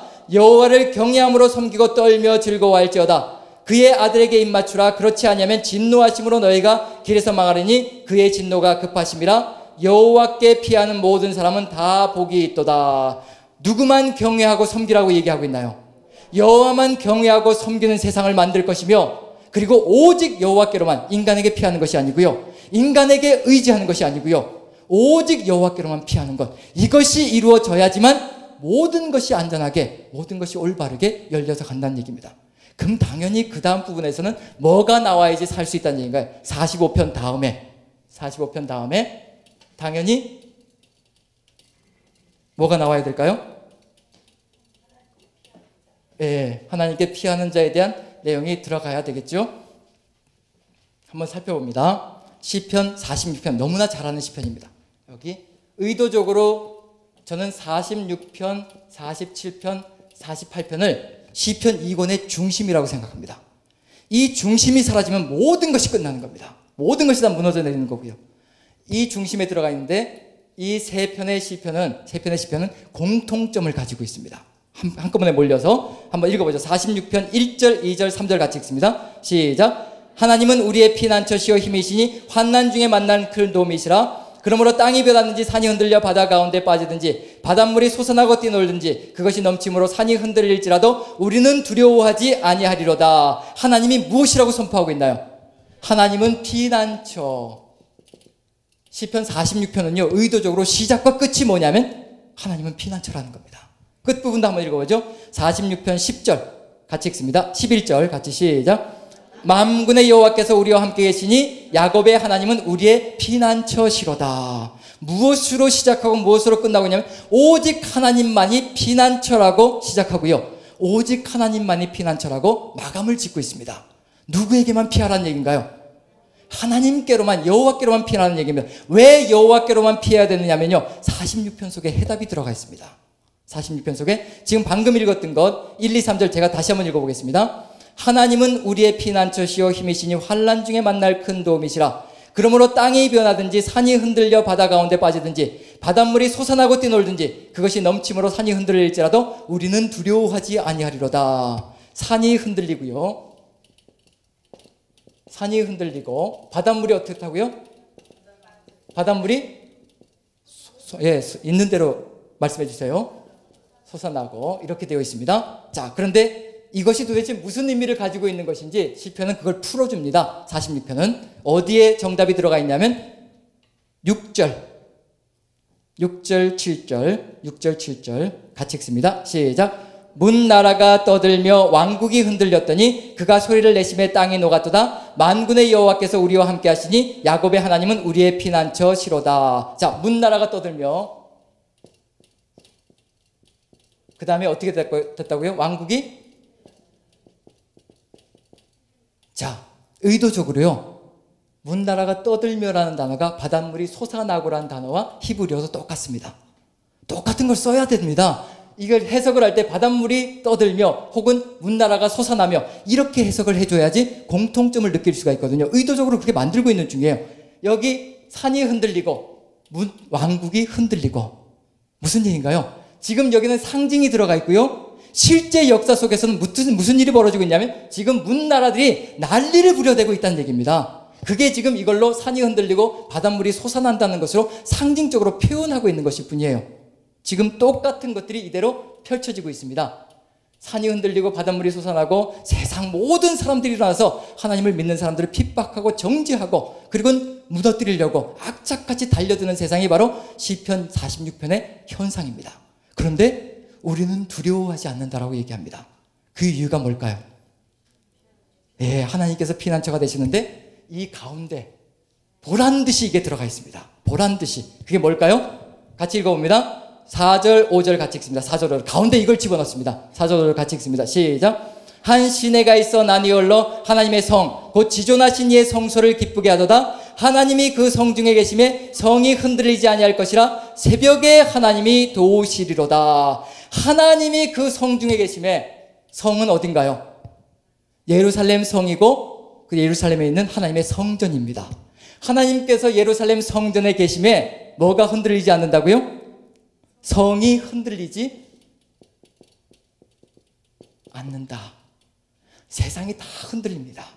천지가 다 진동하면서요, 양 사방에서 흔들려댑니다. 그런데 우리는 흔들리지 않습니다. 두려워하지도 않습니다. 왜냐하면 우리가 하나님 은혜 안에 있고 하나님의 전 안에 있고 하나님의 뜻 가운데 있기 때문에 하나님께서 우리를 흔들리지 않게 하시는 겁니다. 세상이 아무런 요동이 없어서 우리가 흔들리지 않는 것이 아니고요, 세상이 아무리 흔들려도 상관없습니다. 세상이 아무리 우리를 죽이려고 협박을 해대도요, 아무 상관없습니다. 우리는 어디에 있기 때문에 흔들리지 않냐면 하나님의 성, 하나님의 뜻, 하나님의 성령 안에 거하고 있기 때문에 절대로 흔들리지 않습니다. 하나님께서 우리의 중심을 잡아주시고 우리의 뜻 가운데 거하기 때문에. 그리고 그 성에서는요, 한 시내가 흘러서 나옵니다. 그래서 사슴이 시냇물을 찾게 갈급함 같이 내 영혼이 주를 찾게 갈급하다. 하나님의 성전에 가야지만 하나님께서 주시는 시냇물이 흘러나오고요, 그 물을 마셔야지만 우리의 모든 갈증들이 해소되어지기 시작합니다. 하나님의 전에서 하나님께서 주시는 안식 가운데 거하며 하나님을 찬양하는 그 순간에 우리의 모든 갈증은 다 해소되어지는 겁니다. 그럼 여기선 무엇을 뜻하는 건가요? 피난처, 즉 어디에 가는 것을 희망이라고 얘기하고 있나요? 여호와의 전, 여호와의 성전에 있으면 절대로 세상이 아무리 요동쳐도, 아무리 세상 사람들이 너의 하나님이 어딨냐고 조롱을 해대도 상관이 없다는 얘기입니다. 그 하나님과 함께 든든하게 흔들리지 않을 수 있다는 얘기입니다. 그래서 여호와의 전 시온 산성을, 시온 산성의 위력을 얘기하고 있습니다. 그리고 그곳에서는요, 하나님께서 이제 이런 일을 벌이실 겁니다. 8, 9, 10절 보시면요, 8, 9, 10 같이 읽습니다. 시작. 와서 여호와의 행적을 볼지어다. 그가 땅을 황무지로 만드셨도다. 그가 땅 끝까지 전쟁을 쉬게 하시며 활을 꺾고 창을 끊으며 수레를 불사르시는도다. 이르시기를 너희는 가만히 있어 내가 하나님됨을 알지어다. 내가 문나라 중에서 높임을 받으리라. 내가 세계 중에서 높임을 받으리라 하시도다. 우리에게 하나님께서 선포하시기를요, 너희들 할 수 있는 것이 없으니 가만히 있으라. 내가 하나님이라는 것을 너희들에게 보여주겠다. 누구에게도 보여줄 것이냐면 문나라 가운데에도 보여주실 겁니다. 내가 신이요 참신이요 내가 진정한 이 세상의 창조자라는 것을 누가 보여주실 것이냐면요, 하나님께서 증명하실 겁니다. 왜냐하면 세상 사람들이 너희의 하나님이 어디 있느냐고 조롱하기 때문에 우리 하나님께서 우리에게 오셔서 우리를 변론해 주시고 우리에게 증거를 보여주셔서 세상 사람들도 꼼짝 못하게 만들어줄 겁니다. 우리에게 말씀해 주시길 가만히 있으라, 가만히 있으라. 그리고 내가 하나님이라는 것을 믿기만 하고 보기만 하라. 내가 일으키는 이 역사를 통해서 내가 어떤 신인가 너도 배우고 세상 사람들도 배우게 하라. 그것이 우리 하나님께서 우리에게 보여주시고자 하시는 의미가 들어가 있습니다. 지금 시편 42편에서 찾고자 했던 그 하나님의 전에서 하나님만 피난처로 삼으면 어떤 일이 벌어지는지 보란 얘기예요. 아무것도 두려워할 것이 없습니다. 세상이 뒤흔들려도 상관이 없습니다. 여호와께서 흔들리지 않는 믿음으로 우리를 붙들어 주실 것이니 우리는 세상의 요동치는 가운데서 든든하게 서나갈 수 있다는 얘기거든요. 그리고 48편을 보면요. 48편 같이 한번 읽어봅니다. 또 이제 뭐에 대해서 얘기할 겁니다. 48편을 보시면요. 같이 한번 읽어봅니다. 1절부터 7절까지만 같이 읽어봅니다. 시작. 여호와는 위대하시니 우리 하나님의 성 거룩한 산에서 극진히 찬양받으시리로다. 터가 높고 아름다워 온 세계가 즐거워하며 흔왕의 성 곧 북방에 있는 시온산이 그러하도다. 하나님이 그 여러 궁 중에서 자기를 요새로 알리셨도다. 왕들이 모여서 함께 지나갔으며 그들이 보고 놀라고 두려워 빨리 지나갔도다. 거기서 떨림이 그들을 사로잡으니 고통이 해산하는 여인의 고통 같도다. 주께서 동풍으로 다시스를 배를 깨뜨리시도다. 8절까지요. 우리가 들은 대로 만군의 여호와의 성 우리 하나님의 성에서 보았나니 하나님이 이를 영원히 견고하게 하시리로다. 뭐에 대한 찬미가 가득 들어차 있나요? 여기도 역시 마찬가지로 피난처이신 어디요? 여호와의 성 전, 그 다음에 그것은 뭐냐면 시온. 시온 산성. 자, 의도적으로 46편과 48편은요 여호와의 성전이 있는 시온 산성을 찬미합니다. 봐라, 흔들리지 않고 요동치 않는 장소가 있다. 바로 이것이 우리의 진정한 피난처가 될 것이요 우리의 갈급함이 다 해소되어지는 한 시내가 흘러나오는 우리의 갈증을 다 풀어주는 그 장소가 될 것이라. 그것이 이제 시편 기자의 신념입니다. 확신이고요. 그곳에 가야지만 오직 우리에게 있는 인생의 모든 갈증이 해소되어질 수 있다는 겁니다. 그럼 이제 이곳에서 무슨 일이 벌어져야 되는 건가요? 아까 얘기했죠. 하나님의 전에 가서 뭘 하겠다고요? 예배하면서 뭘 하겠다고요? 찬양. 하나님께 내 얼굴을 도우시는 내 하나님을 향하여 내가 찬양하리로다. 그럼 이제 가운데 있는 47편은 무슨 내용일까요? 예배하면서 뭘 하는 내용일까요? 이 하나님을 어떻게 찬송해야 될 것인가? 이 하나님을 어떻게 찬미할 것인가? 하나님을 향한 찬송은 바로 이런 것이 울려 퍼져야 된다는 것을 시온 산성에서 하나님의 전에서 이런 예배의 찬양을 올려드려야 된다는 것을 47편이 그대로 보여주고 있습니다. 같이 한번 천천히 읽어봅니다. 같이 시작. 너희 만민들아 손바닥을 치고 즐거운 소리로 하나님께 외칠지어다.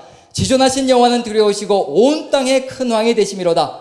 여호와께서 만민을 우리에게 나라들을 우리 발 아래 복종하게 하시며 우리를 위하여 기업을 택하시나니 곧 사랑하신 야곱의 영화로다. 하나님께서 즐거운 함성 중에 올라가시며 여호와께서 나팔 소리 중에 올라가시도다. 찬송하라 하나님을 찬송하라. 찬송하라 우리 왕을 찬송하라. 하나님은 온 땅의 왕이심이라. 지혜의 시로 찬송할지어다. 하나님이 뭇백성을 다스리시며 하나님이 그 거룩한 보좌에 앉으셨도다. 문 나라의 고관들이 모이며 아브라함의 하나님의 백성이 되도다. 세상의 모든 방패는 하나님의 것이며 그는 높임을 받으시리로다. 찬양의 중심이 뭐냐면요, 제가 다시 한번 읽어볼게요. 6절 7절 찬송하라 하나님을 찬송하라. 찬송하라 우리 왕을 찬송하라. 하나님은 온 땅의 왕이심이라. 이것이 우리 입에서 쏟아져 나와야 될 진정한 찬양입니다. 걱정하지 마십시오. 우리 하나님은요 이방 땅에서도 왕이시고요 세상 어느 곳에서도 우리 하나님은 온 땅의 왕이십니다. 교회 안에서만 왕이신 분이 아니시고요 이 천지사방 이 우주 만물 가운데 우리 하나님만이 큰 왕이시고 만왕의 왕이십니다. 그분을 우리가 모시고 살아가고 있고요 우리가 교회 안에서만 용감하고 세상 속에 나가서는 맥을 못 출 때 우리는 지금 그리스도인으로서의 힘을 상실하고 있는 겁니다. 그렇지 않습니다. 우리 입술에서 쏟아져 나가야 될 것은요 만왕의 왕이시여 온 세상의 왕이시란 이 선포가 세상을 향해서 울려 퍼질 때 세상도 우리 앞에 무릎을 꿇을 수 있는 그런 날을 만들어 갈 수 있다는 얘기입니다. 지금 시온산이 피난처가 되고 하나님 계시는 그 성전이 우리의 피난처가 되어서 우리 중심에 좌정하기 시작하면요 하나님께서 흔들릴 것이 없습니다. 두려워할 것도 없고요 그 하나님을 잃어버리는 그 순간에 우리의 삶은 무너질 수밖에 없거든요. 자, 그럼 이제 문제는 뭐냐면 이렇게 중심에서 우리가 하나님을 찬양하고 하나님을 찬미하며 나가야 합니다. 그런데 아까 위험성이 뭐냐면요 인간 왕, 그 다음에 여호와 왕, 찬양, 여기도 찬양. 자, 그렇다면 이걸 여기서 시편 2권이 끝났으면 딱 된 겁니다. 뭐가 딱 완성되어진 거냐면 시편 2편이 완성되어진 거예요. 그렇죠? 시편 2편이 완성되어지면서 여호와께 피하는 자는 다 복이 있도다. 왜냐하면 이제 피했잖아요. 여호와의 전, 여호와 하나님만이 피난처가 되시고 하나님만 찬양하며 섬기며 예배하며 경외하며 살아갈 것이라는 그 결단과 고백이 이 안에 다 들어가 있거든요. 여기서 시편 2권이 끝났다면 모든 것이 다 아름답게 마감되어지는 겁니다. 그런데 이게 웬일입니까? 왕으로 세워놓은 다윗이 우리가 오늘 읽었던 시편 51편 무슨 짓을 벌이나요? 자기가 왕인 줄 알고 하나님이 왕이 되시는 세상을 만들어야 되고 하나님을 경외하며 하나님의 말씀을 철저하게 신뢰하며 걸어가야 되거든요. 여기서 이제 해야 될 일은 뭐냐면 49편 이하부터 해야 될 일은 뭐냐면 딱 두 가지밖에 없습니다. 여호와의 율법을 주야로 묵상하면서 오직 여호와께로만 피하는 이런 삶을 계속해서 살아가는 겁니다. 그럼 모든 것이 아름답게 끝나는 거예요. 그런데 인간이 어디 그런가요? 우리도 조금만 마음이 편안해지고 삶이 좋아지고 삶이 조금 여유로워지면 이제 무슨 생각이 드냐면 이제 뭔가 딴 생각이 들기 시작하죠. 삶이 안정이 되기 전에는 먹을 것만 하나님께서 채워주시면 어떻게 살겠습니다. 하나님 먹을 거리만 좀 어떻게 물질만 좀 채워주십시오. 그러면 하나님을 경배하며 살겠습니다. 이게 웬일입니까? 물질을 채워주고 삶의 안정을 주었더니 그 다음에 이제 어떤 마음이 들기 시작. 하나님 좀 만족스럽지 않아요. 좀 존경을 받고 싶습니다. 사람들이 좀 나를 존경해 줬으면 좋겠고 내가 사람들을 위해 좀 올라섰으면 좋겠습니다. 점점 우리의 삶의 욕구는 높아져만 갑니다. 그게 우리의 인간의 모습들이거든요. 시편 49편을 보시면 어디에만 피해야만 되느냐 하면요, 여호와께로만 피해야 되거든요. 그런데 인간 왕을 찬미하기 시작하면 이제 어떤 일이 벌어지기 시작하느냐면 이제 49편 1절부터 5절까지 같이 한번 읽어봅니다. 여러분들이 이제 강대영 목사님과 전도서를 하시고 계시니까 시편 49편은 거의 전도서의 주제를 다 가지고 있습니다. 이게 바로 인생이라는 겁니다. 인간이 무너지면 이렇게 된다는 얘기입니다. 49편 1절부터 5절까지 같이 한번 읽어봅니다. 시작. 뭇백성들아 이를 들으라. 세상의 거민들아 모두 귀를 기울이라. 귀천 빈부를 막론하고 다 들을지어다. 내 입은 지혜를 말하겠고 내 마음은 명철을 작은 소리로 읊조리리로다. 내가 비유에 내 귀를 기울이고 수금으로 나의 오묘한 말을 풀리로다. 죄악이 나를 따라다니며 나를 애워싸는 환난의 날을 내가 어찌 두려워하랴. 자기의 재물을 의지하고 부유함을 자랑하는 자는 아무도 자기의 형제를 구원하지 못하며 그를 위한 속전을 하나님께 바치지도 못할 것은 그들의 생명을 속량하는 값이 너무 엄청나서 영원히 마련하지 못할 것임이라. 그가 영원히 살아서 죽음을 보지 않을 것인가. 그러나 그는 지혜 있는 자도 죽고 어리석고 무지한 자도 함께 망하며 그들의 재물은 남에게 남겨두고 떠나는 것을 보게 되리로다. 그러나 그들의 속생각에 그들의 집은 영원히 있고 그들의 거처는 대대에 이르리라 하여 그들의 토지를 자기의 이름으로 부르는도다. 사람은 존귀하나 장구하지 못하며 멸망하는 짐승 같도다. 48편하고 비교할 때요, 48편 맨 마지막 절 14절 보시면요, 이런 구절이 들어가 있습니다. 같이 한번 읽어봅니다. 시작. 이 하나님은 영원히 우리 하나님이시니 그가 우리를 죽을 때까지 인도하시리로다. 이 하나님은 영원히 우리 하나님이시거든요. 그런데 인간이 어디에다 의지하려고 하느냐면 하나님이 눈에 안 보이니까 영원한 하나님에 의지하려고 하는 것이 아니라 눈에 보이는 것에 의지하려고 합니다. 왜냐하면 안심이 되거든요. 일단 내일 내가 먹을 것을 채워둘 테니까 내일의 만나를 믿고 오늘 아무것도 없어도 나를 믿고 오늘 살아가자, 이런 말씀보다는 한 달치를 주시면서 한 달치 수백만 원을 주시면서 자 이거 가지고 한 달 살아라. 그러면 이제 우리는 어떤가요? 아주 좋죠. 한 달 동안 안심하고 사는 거죠. 그런데 문제는 뭐냐면 한 달 동안은 기도도 안 하고요. 왜냐하면 채워져 버렸으니까 이제 한 달 지난 다음에 뭐가 시작될 것이면 다시 또 이제 무릎 꿇는 거죠. 없습니다. 하나님 다 썼네요. 우리에게 뭔가 만족이 채워지고 모든 것이 안정이 되어지면요, 무릎 꿇는 것이 달라지기 시작합니다. 하나님께서 매일의 만나를 허락하시는 이유는 뭐냐면 하나님은 우리의 믿음이 썩지 않길 바라시는 겁니다. 하나님만 바라보는 눈이 흔들리지 않기를 바라시는 겁니다. 세상 사람들이 요동치는 것에 흔들리지 않고 오직 하나님만 바라보며 하나님께서 죽이시든 살리시든 하실 것이라 그것만 믿고 가자는 의미거든요. 근데 여기서 보면 어떻게 하느냐면 11절 보시면요, 자, 하나님만이 영원하신데 인간도 영원해지려고 합니다. 같이 한번 읽어보죠. 시작. 그러나 그들의 속생각에 그들의 집은 영원히 있고 그들의 거처는 대대에 이르리라 하여 그들의 토지를 자기 이름으로 부르도다. 혹시 땅 많이 가지신 분 계시나요? 집이 2채 이상 있으신 분들, 당장에 거주지 이외의 목적으로, 투자의 목적으로 가지고 계신 분들은 당장에 나머지 것은 파셔서 가난한 사람에게 나누어 주시든지 아니면 좋은 일에 쓰시든지, 절대 하나님의 뜻이 아닙니다. 집은 거주의 개념이지 투자의 개념이 아니고 돈 버는 개념이 아닙니다. 여러분들이 두 채, 세 채 가지고 있는 것은요, 다른 어느 누군가가 잃고 있다는 얘기입니다. 집이 없이 떠돌고 있다는 얘기입니다. 여러분들이 두 채, 세 채 가지고 있으면요, 저 같은 사람은 계속해서 집 없이 이렇게 평생을 살다가 그냥 하늘나라 가서 맨션 하나 얻는 겁니다. 저도 살아생전에 한번 집 한번 가져보고 싶거든요. 그러니까 좀 가난한 사람들, 여러분들 하나님의 뜻을 받들어서 재물을 하늘에 쌓으라고 하셨으니까 제발 말씀대로 한번 살아보십시오. 목숨을 걸고 한번 말씀대로 살아보십시오. 하나님께서 어떻게 여러분들의 삶을 인도하시나, 그 길을 살아보지도 않고 우리가 포기하면 안 된다는 얘기거든요. 자, 여기서 어떤 일이 집을 두 채, 세 채 갖고 자기 이름을 붙여놓는 것, 토지를 잔뜩 사가지고 이 땅에서 자기 혼자 살 것처럼 모든 땅을 다 점령하고 살아가는 사람들, 거기에 자기 이름 붙여놓는 것, 하나님은 뭐라고 보시느냐면요, 네가 이 땅에서 영원히 살려고 발버둥을 치는구나. 네 이름만 붙여놓으면 네가 영원히 살 줄로 착각하고 살아가느냐, 너를 데려가 버리면 그 순간에 다 끝나는 거거든요. 아무리 수많은 이름을 내 물건들에다 붙여놔도 나는 하나님께서 호흡을 거두어 가시면요, 그 자리에서 끝나는 겁니다. 아무것도 남지 않습니다. 그런 어리석은 인생이 되지 말라는 얘기입니다. 지금 인간들은 무엇에 의지하려고 하느냐면 영원한 것을 바로 물질에다 의지해서 물질에 자신의 의지를 두고 살아가려고 합니다. 결국 무슨 얘기냐면요, 여기 보시면 49편 몇 절을 보느냐면 6절을 보시면 같이 한번 읽어보죠. 49편 6절 같이 시작. 자기의 재물을 의지하고 부유함을 자랑하는 자. 자, 여기는 누구를 의지하는 거예요? 46편부터 48편까지는 누가 피난처가 되는 건가요? 여호와 하나님이 피난처가 되는 겁니다. 그런데 인간이 왕이 되면요, 그때부터 무슨 일이 벌어지냐면 물질에, 재물에 의지하기 시작합니다. 거기에 내 피난처를 두기 시작합니다. 이것이 내 평생을 도와주고 내 평생을 살려주는 도구인 것처럼 하나님을 저버리고 그 물질에 의지해서 내 생명을 연장해 가려고 아득바득 악을 쓰기 시작합니다. 여기에서 멈추어지면 좋겠는데요, 여기에서 멈추어지는 게 아니기 때문에 문제가 된다는 거예요. 물질에 의지하기 시작하면요, 이게 끝이 아니라는 얘기예요. 이건 시작일 뿐입니다. 시작일 뿐이고 어디까지 가느냐면요, 물질에 의지하니까 어떻게 되나요? 물질이 어떻게 되나요? 조금 있어야 되나요? 많이 있어야 되나요?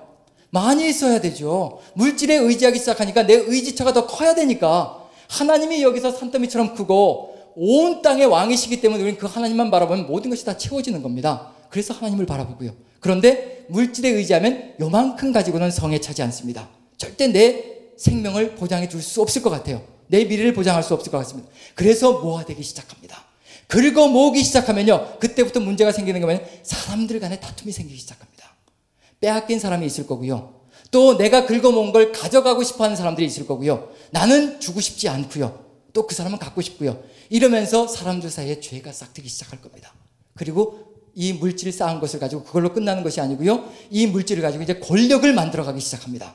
물질은 곧 권력이 되거든요. 힘을 만들고요, 이제 세계를 이 물질로 정복하려고 악착같이 힘을 쓰고 애를 쓰는 세상이 만들어질 거거든요. 그게 바로 인간이 왕이 되어서 결국 물질에 의지하고 살아가는 힘과 권력의 세상이 된다는 얘기거든요. 그게 지금 50편을 보시면 한번 봅니다. 다 읽진 않고요, 벌써 50편에도 16절부터 이런 일들이 벌어지기 시작합니다. 벌써 삶 속에서.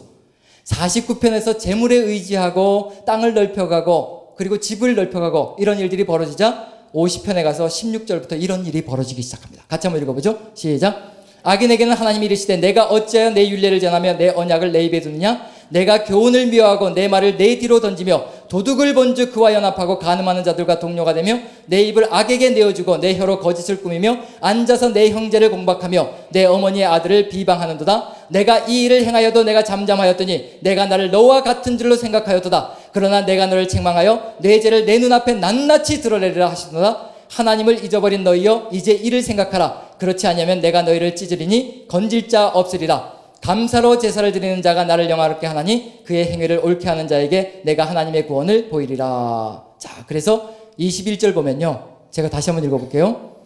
내가 이 일을 행하여도 내가 잠잠하였더니 내가 나를 너와 같은 줄로 생각하였도다. 그러나 내가 너를 책망하여 내 죄를 내 눈앞에 낱낱이 드러내리라 하시는도다. 내 죄를 낱낱이 드러내리라 하시는도다. 그게 어디에서 나타날까요? 시편 52편에 그 죄가 낱낱이 드러나고 있습니다. 이것이 바로 인간이 저지르는 죄악들입니다. 그것이 누구가 대표자로 해서 죄가 저지러지느냐면 다윗이라는 한 인물이 대표자가 되어서 인간이 저지르는 모든 죄악의 원흉이 되어서 시편 51편에 등장하고 있는 겁니다. 바로 여기로 가는 겁니다. 그리고 이것으로 끝나는 것이 아니고요. 이제 드디어 52편부터 어떤 일이 벌어지냐면 제목을 보시면요. 52편 제목만 봅니다. 같이 시작. 다윗의 마스길 인도자를 따라 부르는 노래. 에돔인 도액이 사울에게 이르러 다윗이 아히멜렉의 집에 왔다고 그에게 말하던 때 뭐가 또 살아나기 시작하나요? 제목 속에서 뭐가 살아나기 시작하나요? 다윗이 어디로 쫓겨나는 이야기가 펼쳐지기 시작하나요? 다윗이 광야로 도망가는 삶이 또 시작된다는 것이 또다시 그 시편들이 넘쳐나기 시작합니다. 54편도 보시면요. 같이 한번 읽어봅니다. 시작. 다윗의 마스길 인도자를 따라 현악에 맞춘 노래. 10사람이 사울에게 이르러 말하기를 다윗이 우리가 있는 곳에 숨지 아니하였나까 하던 때 어쩌면 이렇게도 다윗이 죄를 지은 다음에요. 그 심판을 받는 것처럼 광야로 쫓겨다니면서 도망다니는 도망자의 삶이 펼쳐지기 시작합니다.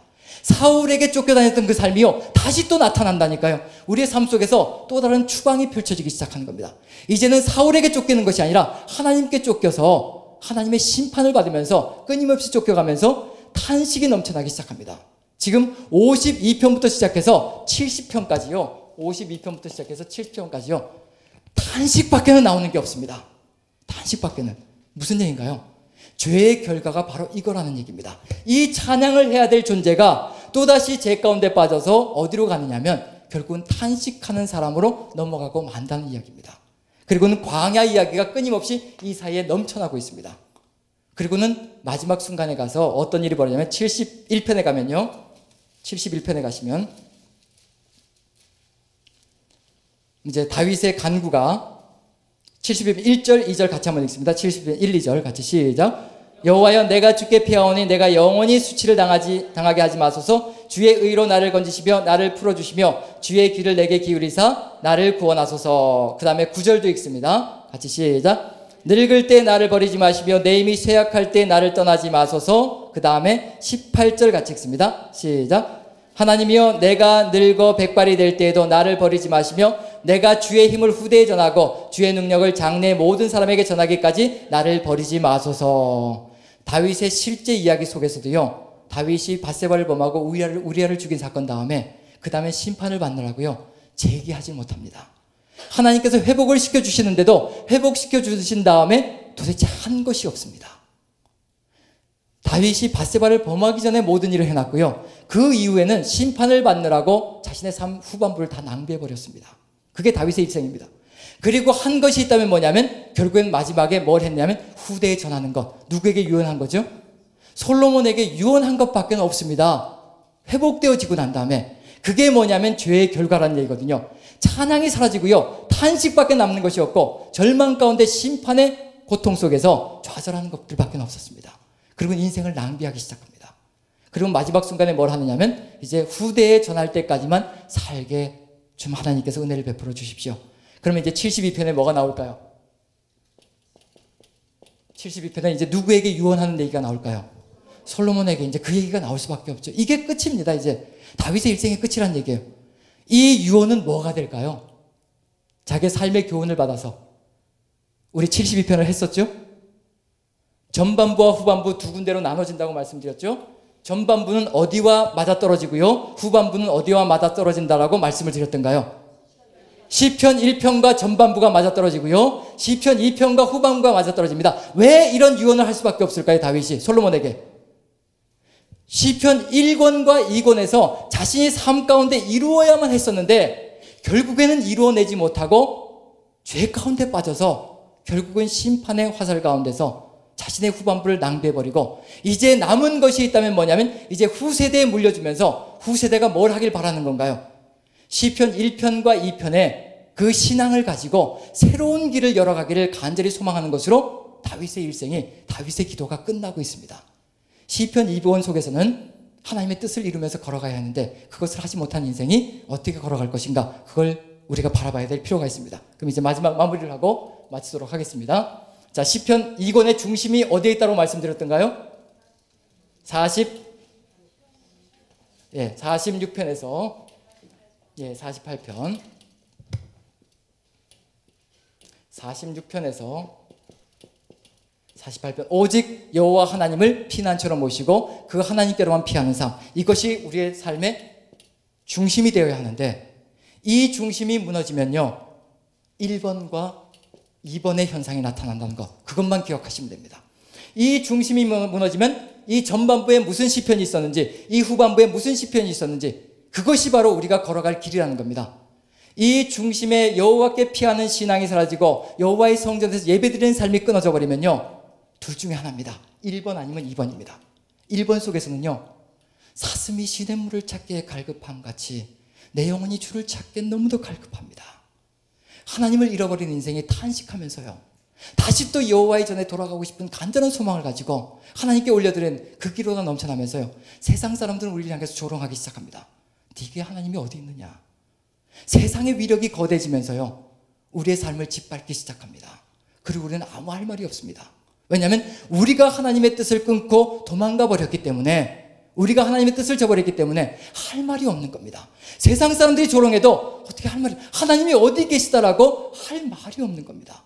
내 심판과 좌절 속에서 첫 번째는 갈급함으로 탄식하며 하나님께 무릎 꿇고 눈물을 펑펑 쏟으면서 눈물이 주야로 음식이 되면서 하나님께 제발 하나님 나를 만나 주십시오라고 고백을 할 것인지, 아니면 두 번째, 하나님을 피난처로 삼지 않으므로 이 세상 물질과 권력과 힘에 의지하여 그것을 피난처로 삼고 세상 사람과 똑같이 살면서 무슨 일이 벌냐면, 세상 사람들이 걸어가는 죄악된 길 가운데 여기에서 멈추는 것이 아니라요, 그것에 의지해서 세상 사람들과 똑같은 방식으로 살아가며 죄를 물 마시듯이 하면서 살아가면서 이 땅을 죄로 물들어 갈 것인지, 둘 중에 하나밖에 없습니다.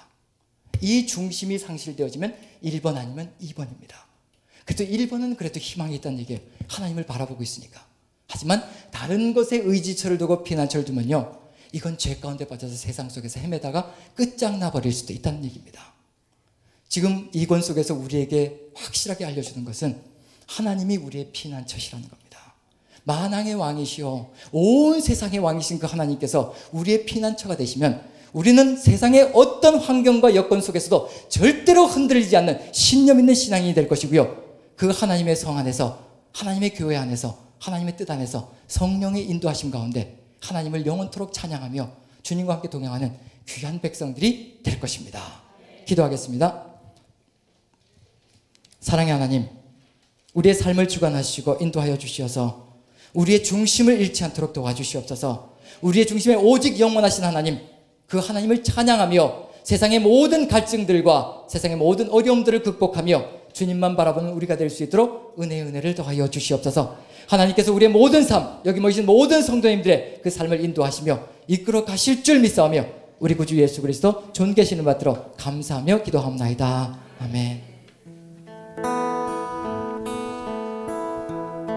찬양합니다. 하나님은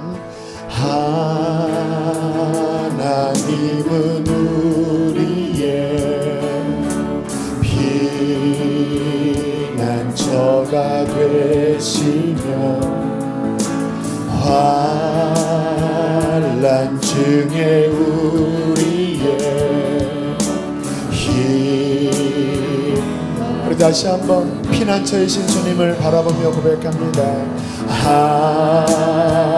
하나님은 우리의 피난처가 되시며 환난 중에 우리의 힘과 도움이시라. 너희는 가만히 있어 주가 하나님 되말지어다. 열방과 세계 가운데 주가 높임을 받으리라. 다시 한번 사랑합니다. 사랑합니다 내 아버지. 찬양합니다 내 온 맘 다하여. 선포합니다 예수 그리스도 주님. 우리 마지막 우리 처음부터 한 번 더 고백하고 기도합시다. 하나님은 우리의 피난처가 되시니 하나님은 우리의 모든 삶 가운데 오직 주님께로 피합시다. 되시면 환난 중에 우리의 힘과 도움. 너희는 가만히 있어. 너희는 가만히 있어. 주가 하나님 되말지어다.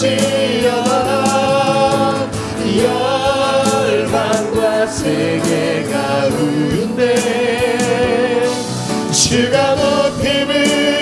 우리 마지막으로 너희는 가만히 있어. 주가 하나님 돼. 너희는 가만히 있어. 주가 하나님 되할지어다. 열방과 세계 가운데 주가 높임을 받으리라.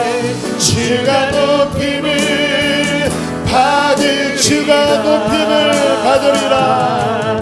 주가 높임을 받으리라. 마지막으로 주가 높임을 받으리라. 주가 높임을 받으리라. 그렇습니다. 우리의 삶의 결론은 오직 하나님이십니다. 우리의 모든 환경 가운데 우리의 달려갈 곳은 하나님이십니다. 이 시간 그 고백을 더 명확하게 합시다. 하나님만이 나의 피난처이십니다. 내가 요동치 아니할 것입니다. 하나님, 내가 주만을 바라봅니다. 내가 주님 안에 순종하는 왕같은 제사장으로 서게 하여 주시옵소서. 주여, 크게 두 번 부르시고 기도합니다.